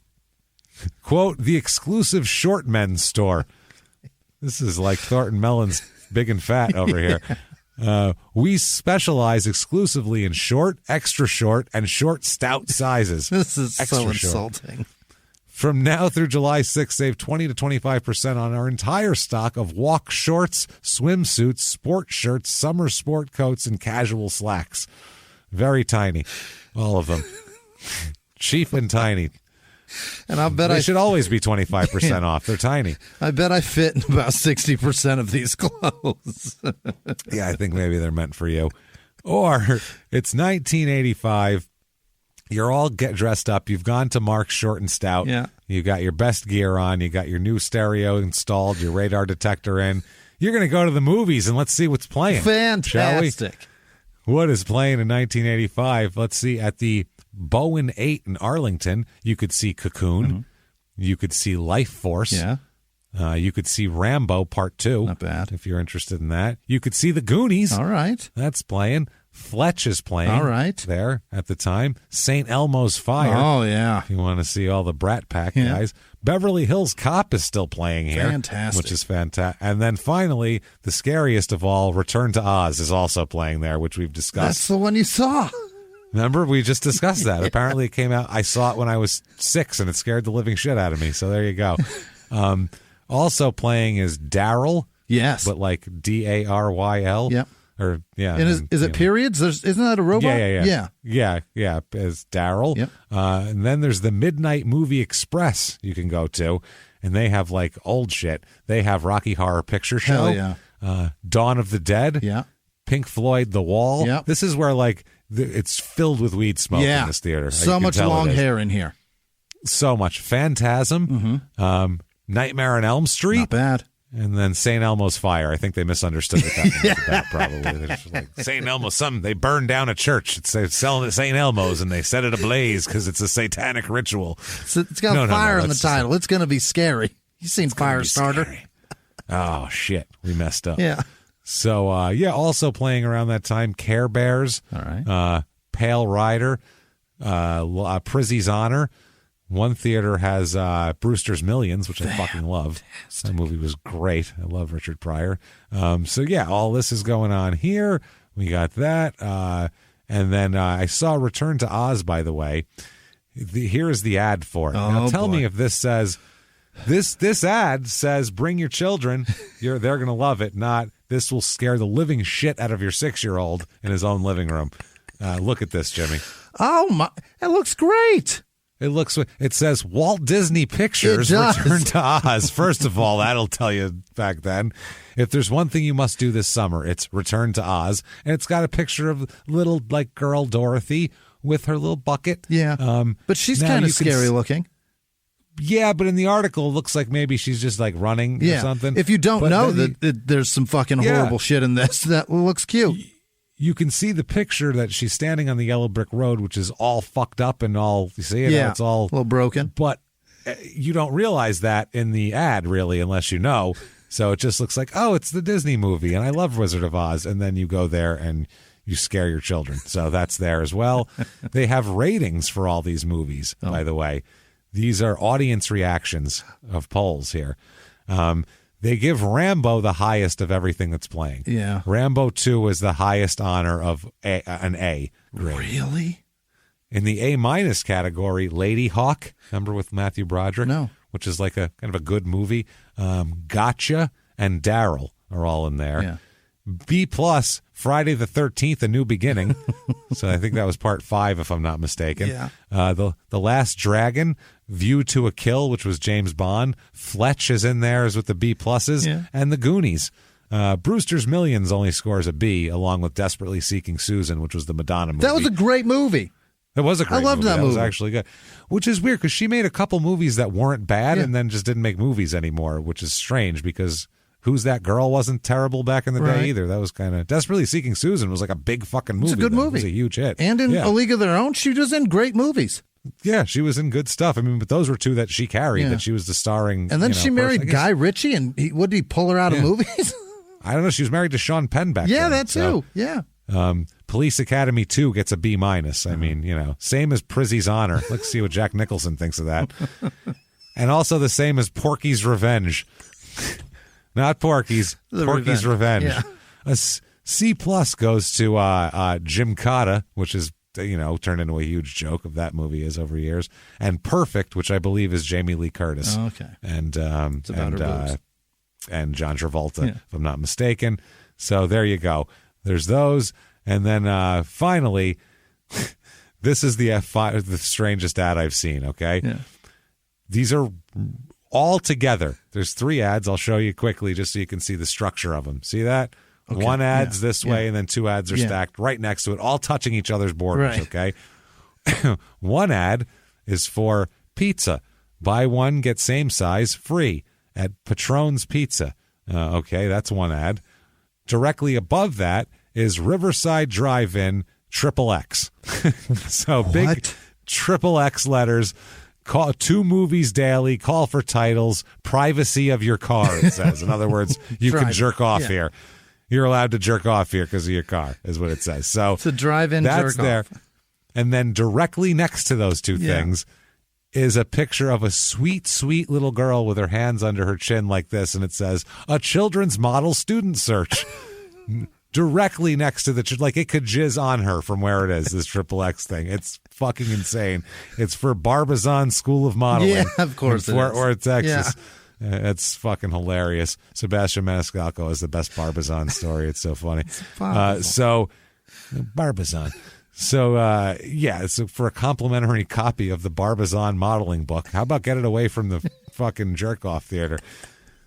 So that's what's going on there. The guys at the BOGO pizza place have got to be like, really? We paid we paid money.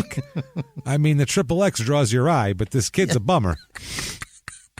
This kid's a fucking bummer next to me. Look at her. She's just sitting there all happy looking. We pay the same money. I don't want to jerk off or eat pizza. You can put the jerk off theater with the other ones on its separate page? Nope. Just all that's right next to this shit. It's remarkable how look at how sweet. Right next to the triple. It's right there. It's an inch. Yeah. Her head is an inch away from the sign that says XXX. It's just not right. Also, creeps that are reading for XXX advertisements also see the word free in giant letters and then a child right next to it. Oh, free blonde child. Okay. Because I'm a creep and I jerk off in my car in the theater. Yeah. It's like anyone who goes to jerk off in their car, all bets are off at that point. Whoever designed those 3 ads together is a fucking genius or an asshole. I'm not judging anybody, but public masturbation is a sign of bigger problems. Yeah. That's all I'm saying. So May 6th, 1988, he is arrested again, God Bernard Toone. Damn it, Bernard. This is in Terrytown. Yeah. And they charge him with breaking into a car at the Terrytown Hilton Hotel. That's a thing. So, 13094 Glenwood Avenue in Yonkers is his address at this point. 10:21 a.m. Wow. So he gets up, sets an alarm, takes a shower, eats some breakfast, and then goes out to steal. It's a weird... This is his job, James. He does this during business hours. He should try doing it in the dark. That would probably be a more successful time to steal, I'm thinking. Right? He's thinking they're not going to be expecting it at 10:21. Right. They're not expecting it because everyone can fucking see you doing it. That's why it's unexpected.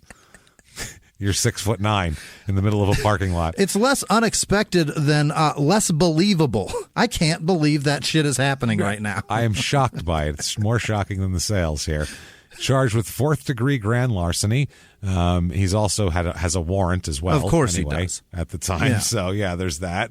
So there's been the White Plains incident, and then he's arrested here, and then also on the warrant from the White Plains incident here. Yeah. A Terrytown detective said that Toone had been sought out by Terrytown police since February 22nd when he broke into the car at the Hilton, and he took a radio cassette player and a wallet out of the car. That's a score. That's too You're much, gonna break though. into a car.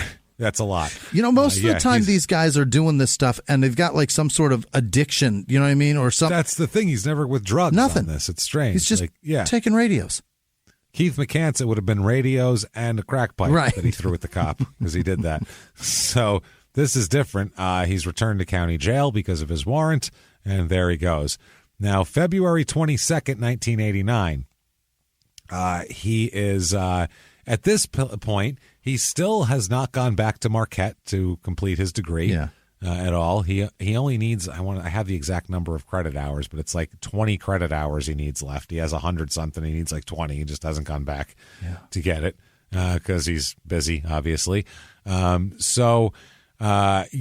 ends up here. He breaks into a 1984 Audi and takes a radio and is arrested again here. So that's not wonderful, obviously. Then he ends up being arrested again on Central Park Avenue here, 2550 Central Park Avenue. While on routine patrol, police officers say they spotted him breaking into an Audi again. Another Audi. They must be easy to break into at that point. It's Audis, Saabs, and Porsches. It's high-end cars that he's going after. He's going for those. He was getting in the car and trying to remove the radio from the dashboard here at the time. He is held on petty larceny and held on that, obviously. So not doing well. February 1990, those were two in a week. He had those two. February 1990, he is arrested again for stealing another radio out of another Audi. Oh, boy. So he's got a thing that he does here. Also 1990, he's convicted of something else also. It is fourth-degree criminal mischief and unauthorized use of a motor vehicle.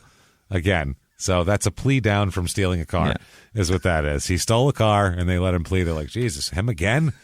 Fuck me. For the love of Christ. Can't he do something? Is there like a clinic he can put on with some kids or some shit? Can we get him? Fuck, dude. Stop. You're 6'9". Stop stealing shit in plain fucking sight of people at 10:30 in the morning, you asshole. I really want every time he's ever attempted to steal a car stereo to be caught.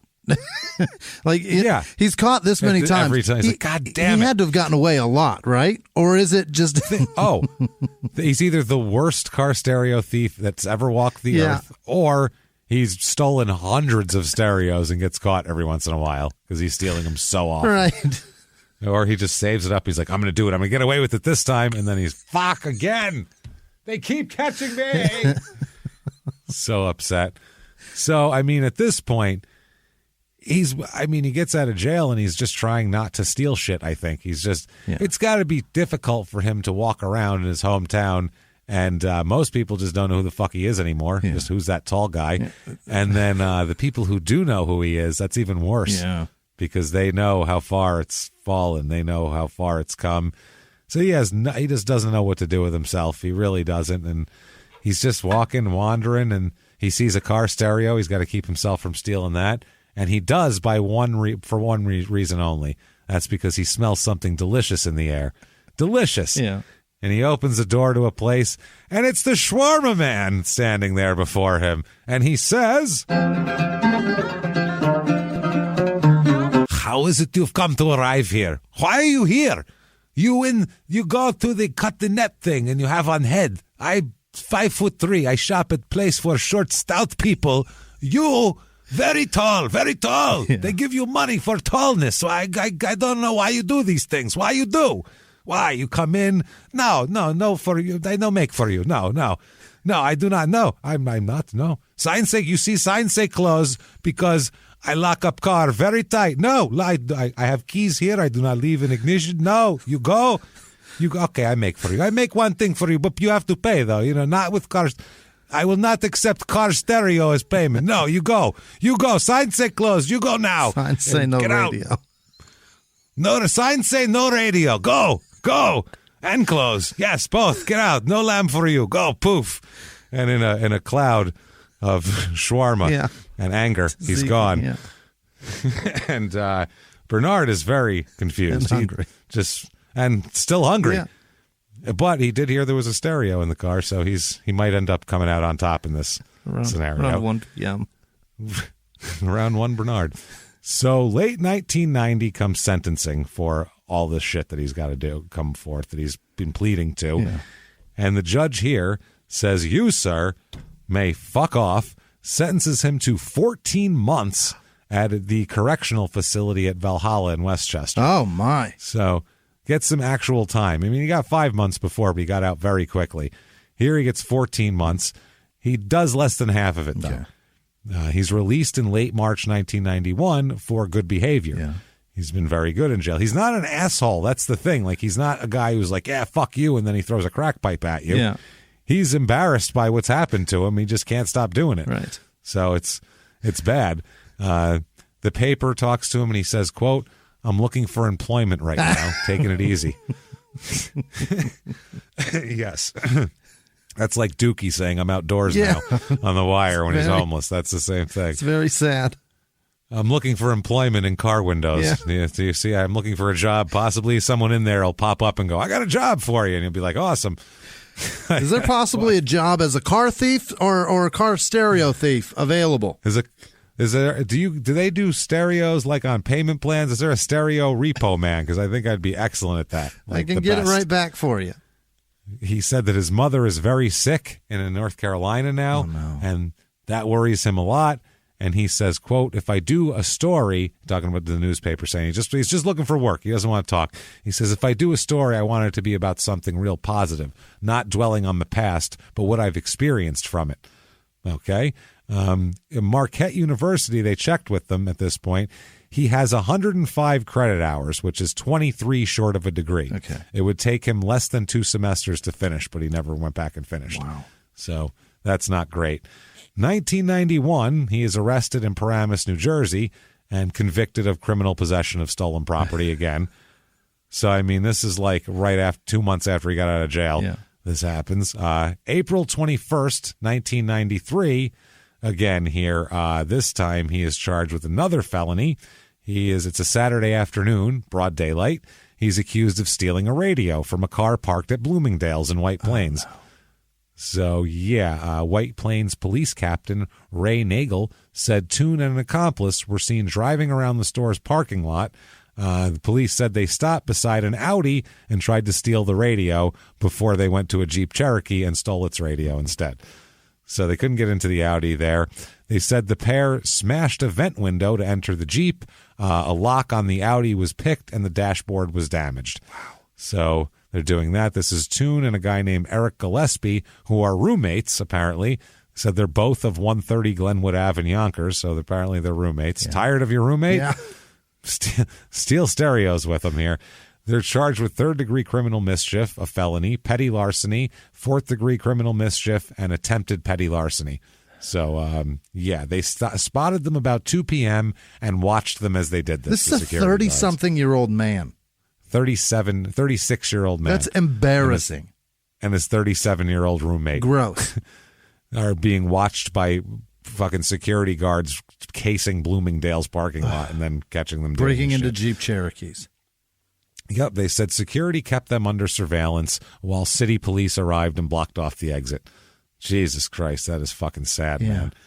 That's very sad. That's April 93. If it's my Jeep that the stereo got stolen out of, I'm pissed at security for seeing them try to break into an Audi and then not stopping them breaking into my Jeep. Yeah, apparently they were like, oh, they're doing it, let's go there. And then by the time, while they were on the way there, they broke into a Jeep too. Okay. That's how it worked. All so right. it was like they were watching them, I guess, unless you were right there. It was like right next door to the Audi, I guess, the Jeep. So this day, on July 26, 1993, he's arrested again. He's arrested by a Greenburgh police officer after a computer check found that he's wanted by Harrison police on an outstanding warrant. This particular day, he is stopped because he's accused of taking a radio from a car. And so that was the case in Harrison as well, was a radio in a car. He's being held on $2,000 bail, and that's that. So he is a fucking idiot here. He's later going to be convicted of 7th-degree criminal possession of a controlled substance later in 1993 and 4th-degree criminal mischief. So this is the first time in 8 years of solid crime that he has been arrested with any kind of drugs, right? Which is interesting. Now, speaking of interesting here, 1996, okay? It's almost like people with like child stars. Like child stars will be like famous and everybody loves them, and then there's a period of time where they're a joke and everybody laughs at them. And then once they're like 28, then nostalgia comes around and then people want to see them again so they can have a career again. See Neil Patrick Harris. Yeah. You know what I'm saying? Like shit like that happens. That's almost what happens with like athletes who fuck up. Yeah. They come out and they fuck up and everybody wants to help them, and then they keep fucking up and everybody goes away from them and they're like, oh, they're a disaster. And if enough time goes by, people are like, that guy's still a fucking disaster. We should help him. Yeah.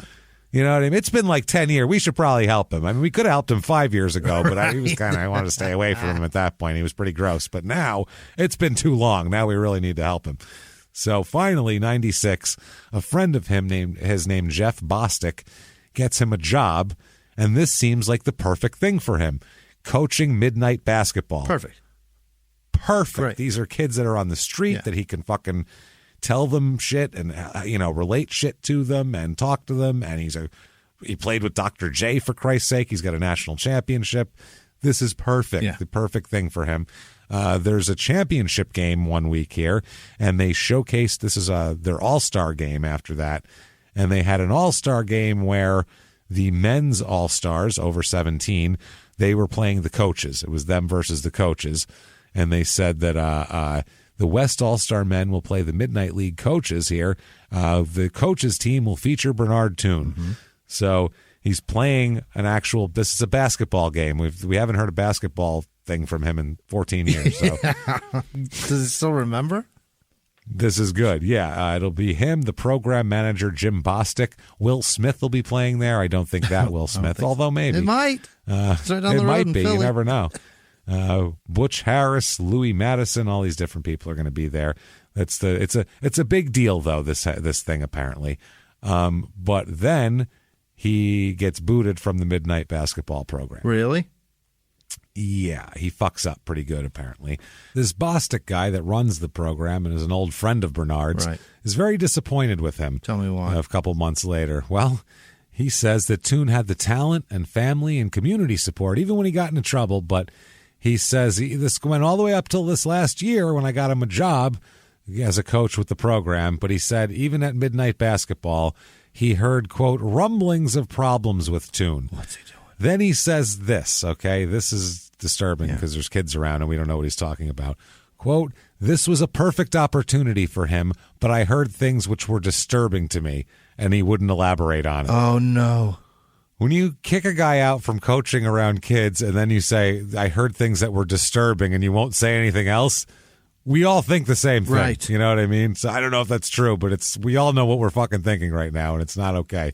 So, yeah, Bostic says that this story sends an ominous message to children because most do not have the talent and privileges that Toone ended up having, and he still fucked up. Yeah. So he's like, you tell regular kids, this guy had everything in the world, people kissing his ass, silver-haired middle-aged white men falling out of the fucking ceiling, protecting him.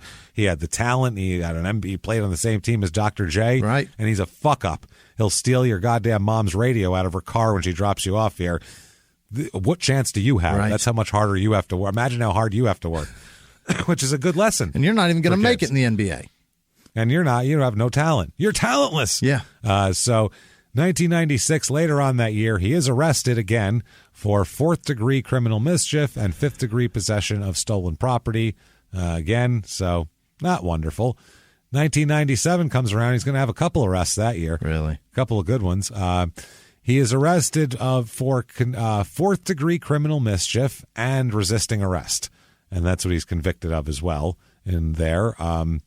Let's see here. Number 2, the arrest, I don't know what that was. Number 2, he is accused of breaking into a car in the Toys R Us parking lot. Toys R Us. Toys R Us parking lot. They'll be right out, and you're going to break in now? You're going to break in their car while someone's in there getting a fucking Nintendo game. Thinking of a Barbie doll. Or 96. Some Ninja Turtle. Going to get a Genesis game, for Christ's sake. I was thinking 87 before, but it's 96 now. Guess what time it is? 2:10 p.m. Shocking. There, they found him he has a car now, in his 1995. Oh, I'm sorry. No. He doesn't have a car. A 37-year-old Bronx resident came out and found Toone in his car. Yes, found him in his 1995 Toyota, removing a $5,000 stereo system from it. So, oh my! He had like a whole system in there, and Toone was sitting in the car disassembling it.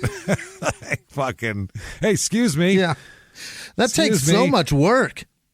This guy ended up tackling him as he tried to flee and holding him down till police arrived. So this is fucking hilarious. They're terrible, but hilarious. He's charged with 4th-degree grand larceny, 3rd-degree criminal mischief, both felonies, and he's held in lieu of $2,500 bail. He's just going to walk away with all that? It's fucking crazy, That's a lot right? of shit to carry down the street. He's just going to take off with it. His friend James Bostic again, but Bostic played with him at Gorton High, and then Bostic also played for the Pistons in 78 and 79. Right. This guy. So, and he coached basketball at Iona College and some high school teams. He said there was a time when there wasn't a bigger name than Bernard Toone in Yonkers, is what he says. And he says that, quote, Bernard's story is a sad one because it's a success story gone bad. He said, quote, Bernard had the world in the palm of his hands. That's our kind of guy. And he also had it's our kind of guy. He also had a stereo system in the palm of his hands, sure unfortunately. Then he says, quote, after a while, it's not an arrest anymore. It becomes suicide. Oh. So he's just a fuck up, man. He's a fuck up. Right after that, 1999, I want to say the New York Times or New York Post, one of the big New York papers released the New York State All-Century team for high school basketball players. This. All-Century team includes Gus Williams of Mount Vernon, who was drafted by the Golden State Warriors in 20th overall and was named to the All-Rookie team in 1976 and was part of the 79 NBA championship Seattle Supersonics. Wow. Earl Tatum, who ended up he had a career at Marquette and also played for 5 NBA teams. We have Carlton Scooter McRae, who was a small point guard, but he ended up playing with Louisville, I believe, in the ABA, and he had a serious knee injury, but also played with Cleveland and Seattle in the NBA despite that. Sure. Then there's Elton Brand, who played forever. He's from Peekskill, New York. He was the number one. He played for Duke. He was I think he was a number 1 overall draft pick. I think you're right. He was a monster. Those 4 guys and Bernard Toone, oft arrested. Now it's out that he's got drug problems, and that's his issue. Drug issue, car stereo stealer. That's Bernard the starting Toone 5 of all time. From New York. All-century New York team. Yep. Holy shit. Right next to Elton Brand and a bunch of guys that were in the NBA. So after that, the only thing I could find on him was in 2002, there's an appeal case where he's appealing something that he's convicted for jumping bail in the 3rd degree, criminal mischief in the 4th degree, criminal possession of stolen property in the 4th degree, and petty larceny. So that's what he's up for here. And he's convicted, and this appeal. The defendant's counsel. There's no non-frivolous issues that could be raised on appeal, and the counsel's application to withdraw as counsel is granted. Conviction affirmed. You, sir, may keep fucking off. And that's the last I heard of him. Okay, about 19 years ago. So we can't find him anywhere. You think he just stopped stealing shit? I don't know. That's what I mean. Or either that or people just stopped reporting it because they just forgot who he was. The reporters that were up didn't realize that this Bernard Toone guy that keeps getting arrested for car stereos played for Marquette in Philly. I don't know. That might be it. Also, car stereos stopped being a thing. You know what I mean? People aren't really installing those anymore. No, they really aren't. It's very minimal. Whatever plays off your phone. Yeah. Yeah. Well, now factory stereos they're great. Better than a system from 20 years ago. They're terrific, and they sound so much crisper and clearer. Oh yeah, they're nice. They're meant for your car. Can't get enough? Well, you could get on. They have those. You can find one of those untucked Marquette jerseys. Oh, cool! They're pretty fucking cool. Yeah, you can get one of those, or just leave your car window down. And that's like the bat signal. You leave your car window down, and eventually Bernard will show up at your house to take your stereo into his possession, even if it is just a factory install. He can't help it. He'll be there. Don't worry. It's like carrots for the Easter Bunny. It's the Toone signal, they call it. You just put it out, and he comes. And that, everybody, is Bernard Toone and a crazy-ass story, I would say. Just a wild-ass, interesting fucking story. James, is it more depressing to go number 1 overall and then have a horrible pill addiction and then wash out of the NFL where you're it's close to make money or doing speaking engagements about what not to do? Is it sadder for that or this? This is sadder. This is very much sadder. This is horrible. Because this isn't getting arrested even for anything that you're like, look, I have a how do you say, look, I have a problem stealing car stereos?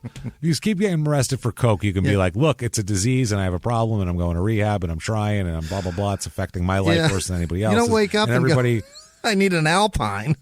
That's what I mean. This is a different fucking story. Now, you don't if shake he would for successfully, Rockford Fosgate. Oh, it's going to happen. I need a Bose, man. I need some speakers. I need a subwoofer, motherfucker. This is unbelievable. So... But, like, if he would successfully steal the stereo, sell it, and then buy drugs with it and get busted for drugs, we'd be having a different conversation. Yeah. But he doesn't even get to the fucking point of buying the drugs. He's still stuck on stealing the stereo, getting arrested for that. Is he trying to work his way up from the scummy shit? Like, trying to sell those to get the crack addiction? I can't get past the stealing. I know. I can't even fence it yet. We need a new Scummy Award. We need a new Scummy Award for saddest fucking conviction, just like lowest grade crime committed, and I think he would win that by far. Saddest criminal life. It's easy. Worst criminal career of all time. Terrible. He had a shit NBA career and a worse criminal career. Pathetic. Not good. So that, everybody, is Bernard Toone. If you like that, tell us about it. Tell the world about it. Get on iTunes or Apple Podcasts, that purple icon, whatever the fuck they want to call it this week, and give us a review. 5 stars would be very helpful. Doesn't matter what you say. You can say what kind of stereo you would like to have stolen by Bernard Toone, and we will accept that. Also, you can go to shutupandgivememurder.com right now, and you will find tickets for the virtual live show for Crime and Sports on May the 6th, and it'll be available for 72 hours after that. Virtual live show. The subject of the show will be Suge Knight, who obviously has a well-documented criminal record of, I think he's in jail for murder at this point. He's very hateable, James. He's when you hear the details, because he had a good PR team, like we said. Yeah. A lot of Oprah was saying what an inspirational businessman and shit he was at one point. I'm not even fucking kidding. While he was like ruthlessly fucking, savaging people and having people beaten and horrible things. He was a fucking bad person. Dangling Vanilla Ice off of a fucking patio. Well, we've all wanted to do that. The Vanilla Ice I don't care about. I'll let that one slide. But a whole bunch of producers and shit where he wanted somebody's contract or something, so he'd just go beat the guy up and threaten to kill him. Have a bunch of guys hold guns to his head till he signed over an artist, and then he'd be like, all right. Like shit like that. It's fucking insane, man. And that's just the beginning. Then we're going to get into Biggie and Tupac and all that shit. Oh, my God, it's going to be fucking crazy. That's it. Shutupandgivememurder.com right now for your tickets. We can't wait. Also on there, we have all the tickets for our rescheduled live shows should be up. Yep.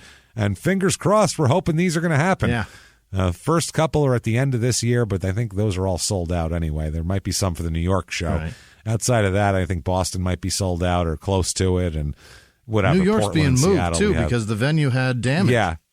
That's right. Yeah, we had to move. That's the thing, too. Some of these venues have issues, so we had to move that. So get on there, shutupandgivememurder.com right now and check all that out. Follow us on social media as well for all the updates and latest happenings with the shows. We are at Crime and Sports on Twitter and Facebook, at Small Town Murder on Instagram.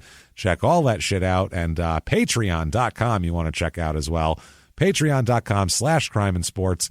We have had such good stuff. We did the sports movies last time and jail reviews. Right. This time, we are going to do the college admissions scandal that ensnared Aunt Becky there, which is hilarious because when you hear about how these people who have everything in the world who are just like, how can I just take more even though I didn't earn it? How can I, is that possible? I need my useless child to have more than somebody who's worked their fucking ass off their whole life.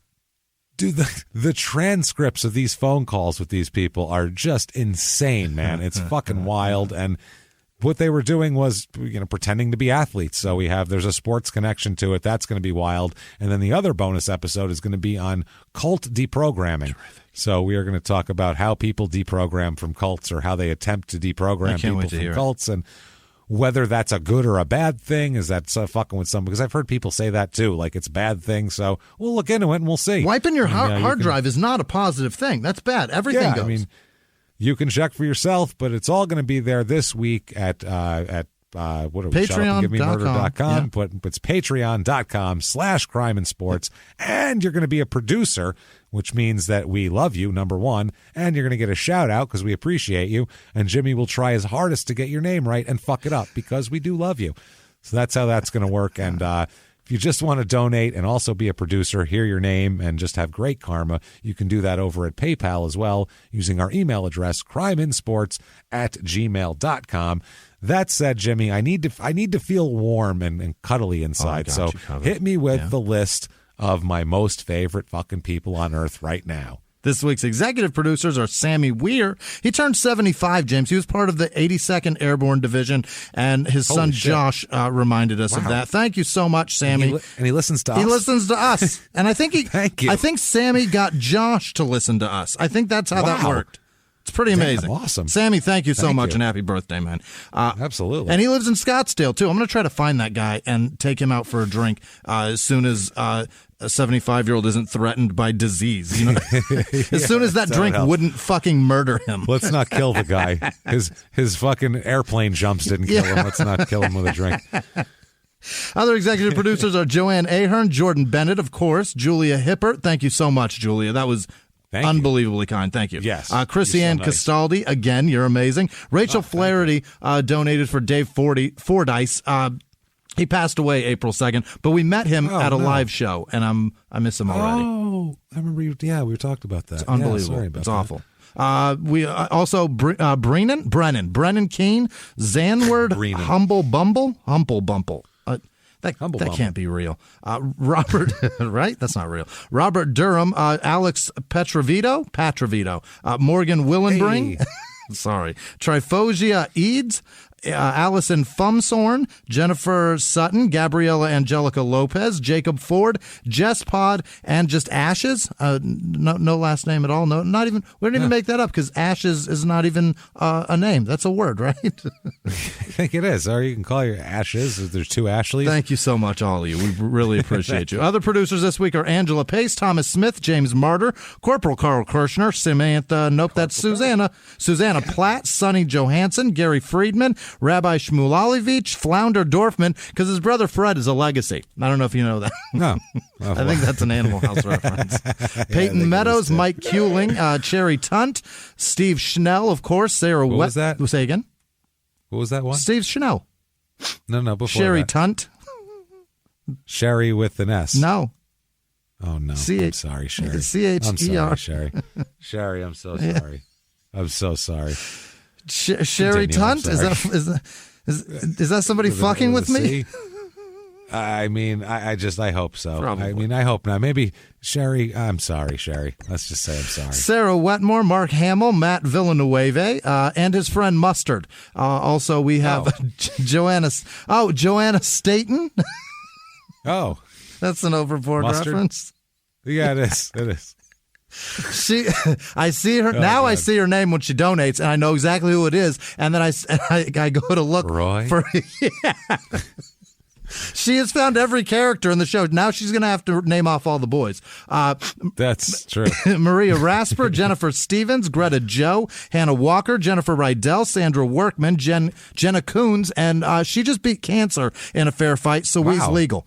Shit, congrats. Yeah, congrats. Way to go, Jen. Hell yeah. Jenna Coons. Also, Jennifer Inglis, Ashley Vio, Janice Hill, Ashley Gauthier, Eric Rodriguez, Ben Solnier, Rachel Fanguy, and her jugginess. I don't know. Somebody said she's extra juggy. I don't know what that means. Good for you, Rachel. Mickey Speaker. Good for you. Congratulations again. Mickey Speaker. Where did I go? Mike Moreno, Gregory Burr, Michael Luis, I think, Brianna Poland, Emily Irvin, Mandy Lebeco, Pixie De Leon, Bob Richmond, Adam Iannetti, Rachel, nope, that's Gretchen Rose, Verity Hall, Daniel Lewin, Kelsey Thomas, Andrew Jadarsky, Matt Salchuk, Abby Hegstrom, Gilliard DeFries Perez, Gilliard, Dustin Van Dyke, In Our Kiwi Life with Tony and Candy. Jordan Hofer, Nancy Eggstrom, Tommy Taylor, Lauren Brownlee, Pam. Do you know her last name, James? Pam? Do you know? I do not. You don't know it? Oh, does she not have? Do you not have one for her? Do you know her last name or not? Anderson. You are right. August Miller. Mandy's last name is really interesting. Do you want to guess it? Unterreiner. You were so good at this game. Thomas Badry, Kaiwai Maya. Yeah. Alexis's last name is going to throw you for a loop, though. I'm sure of it. Marshfield. You're nailing it. Babak. I know my things. Ajan? Well, that's got to be a correction from Apple, right? Jack Cornea, Eric Medley, Chad Fetcher, Melissa Sawyers, Brian Nichols, Angie Moore, Hannah and Chris Gladue, McQuaggins, Robin Solly, Nicole Finfrock, Tracy Barsby, Jamie Hansen, Hannah Albanese, Linda Baca, Ren Yeager-Dula, Bianca Garza, Chloe, you know her last name, right? A free bird. Yes, Sachin Vats, Pasquale Vincenzo, Michael Bowman, Andrew Brown, Ernie Reese, Goblin, and Gremlin that are not dogs, by the way. I don't know what they are. They just said, by the way, they're not dogs. Jared Langenfield, Laura Still, Cum Bucket. You know them, right? Becky Atkins, Andrew Tevington, Jason Rodriguez, Carly. Do you know her? You've met her, right? Worthington. Yes, Worthington, that's right. Yeah. Shauna Newman, right. Bradley Woolsey, Morgan Schoen, Benjamin Dahlman, Hannah Kabatis, Robin Reed, GG, Jenna, that's Jen Nitchie, Michael Chambless, Molly Owens, Todd Milikovic, Mike and Jill Calhoun, Mike Morgan, Amanda, that old friend of yours, Amanda? Mattingly. Yes, yeah, Amanda and Stephen Reed. Jay, that one dude that you used to hang out with a long time ago. The fuck was his last name? Berenstein, like the Bears. Jason remember? Vincent. There's also Lacey, James. You remember her? Lacey Walker. Yeah, we all know her. Kendra Mudge, Joshua Perkins, Julie Q, Cheryl June, Alexandra Tacoma, Bill, that's Tim Milazzo, James Milliken, Emily Nave, Maggie Bartolovich, Potato Trash, Ronald Stillwagon, your old friend Shelly, that girl that, you remember her, Shelly? Oh, wait, no, what was her name? Yeah, I think I remember her, Shelly, Martin. Yes, Martin. Tammy Emig, yes. Antoinette Lynch, Justin Alloway, Sarah, that girl that you married? Edwards. Yeah, we know her. Mia Mullins, Makeup with Kate, Carly Stotts, Captain Chromosome, Mary Samantha Richardson, Trenton Haglin, Tyler from my old neighbor, Tyler. Do you remember? Yeah, McGee. Yeah, we know him. Jake Jessup, Derek Dickinson, Christy Rowland, Dwayne, the point guard from the Heat. Smith, how did you forget that? Jacob Thompson, simple. Jack Mehoff, of course it is. Sash Massacoti, Tabitha Stevens, I hope it's the porn star. Jared Bethel, Monica Burke, Adam, Foster. Yes. Justin Logg, Zan, clearly. Of course Zan. You don't remember him? Zan? Alan. Yeah. Yeah. Right? Pedro also. Pedro from over at the store, Pedro. I had a Hispanic name all lined up, and his name's Pedro, so now I feel bad slapping it on him. Ruiz, yes. We know him. Mike Wetzel, Lindsay, and also Wetzel like the pretzel. Yep. And Lindsay, and then there's also Lindsay Wog, Eve Borum, Kayla Houston, Charles C. Spalding, Warren Jacobs, Nikki Tate, Jewel Diggs, Tatum Seidler, Mary Kate Folsom, Melissa McCormick, Lindsay Huta, Mr. Flannelmouth. There's also Kenny, the guy from Aronoff. Yeah. Lillian Kanderblomen. Sarah Wright, Kelsey Couts, Monica Compton, Shelby King, Nick Long, Karen Lopez Easterling, Tim Lawley, Taylor Bethards, Christy Brady, that's Bill Lindicky, Sarah Legere, Leanne Fields, Becky DeWitt, and Daniel James. Do you remember that guy? Dixon. Yes. Caitlin Earls, Maddie Garrett, Brandon Smith, Julia over there from, you remember that? And that other Cheater. Yeah, like Derek.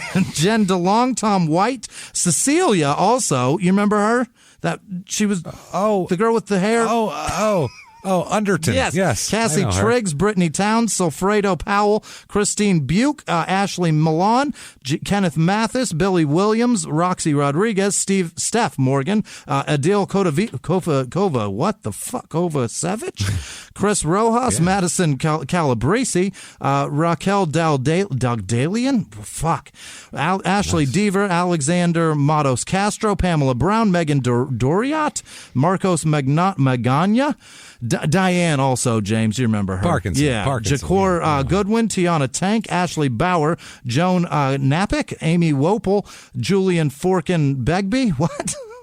Rue Allen Church, John Mendenhall, Teresa with no last name. You remember Teresa. Esterhaus. Yeah, her. It's Esther House.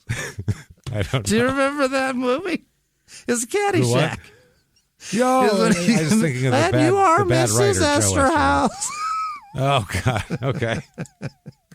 Michael Rousseau, Jesse Falk, James Kehoe, Chris Cross, Brett Brookshire, James Mole Jr., Katrina Emmerich, Carla Wiesand, Tim G, Leandro Etienne Crank, Kim Orgy, Thomas Hawkins. Also, James, there's Roy. And we're not giving him a last name because his name is what? Because he's Roy.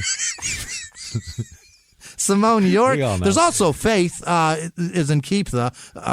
Rosada. That's our girl. Jenna Delorio, Kendall Elfreitz, Brett Meyer, Jamie Zitkovich Roach, Carol Thiesens, Ciara McLam, Heather Stovall, Ben Beauchert, Marcus Richards, that's Robert George, Paul West, Maine, that's Wayne, Merson, Sarah Kelly, Vanessa Anderson, Holly Henderson, Cassie Shores, Matthew Olmstead, Lindsay Bates, Katie Go, Dream, Villian J., Laura Behan, Samantha Nelson, Robert Ryan, John Lawson, Siren Head, Christopher Wrights, Belinda Gray, Heather Carroll, Danielle Sherb, Allie Henley, Palmer Owens, Tracy Villancourt, Aaron Murray, Meredith Graves, Eduardo Santana, Andrea Quarangi, I think, Sylvia Concha, Brian Gilbert. There's also Justin. Of course, there's Justin. Also Rosado. Yep. Shelby Rose, Marcy Bush, Colleen Lambert, Jerry Lee. Remember that guy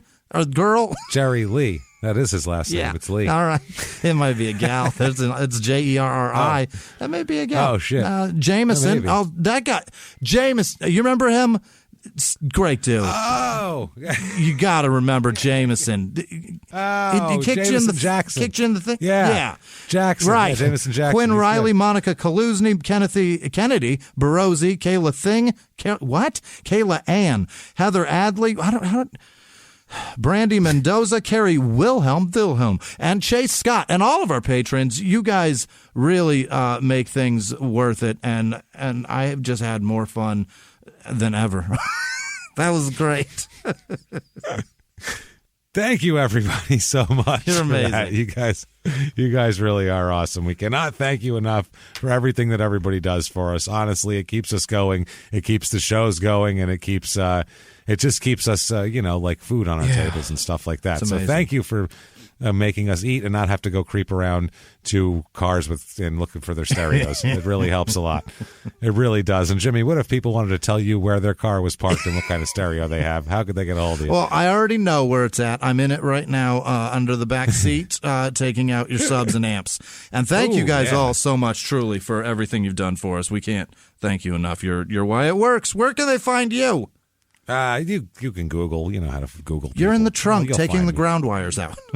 That's what I mean. I don't want to give my location away right now. I'm working on the amp back there. It's bolted in. That's the problem. They bolted it right to the fucking trunk, so I got to pop those out now. I need a wrench. If it's from the place I used to work at, don't worry. We riveted that right to the gas tank. Oh, perfect. See, that's good. So everybody be careful. Watch out. That if you smell that, it is gas. That's what we're saying there. That said, lock your doors, roll them up, lock them down. Take your face plates off your stereos if it's 1994. Right. Otherwise, keep having fun, and we'll keep having fun live from the Crime and Sports Studios. We will see you next week. Bye.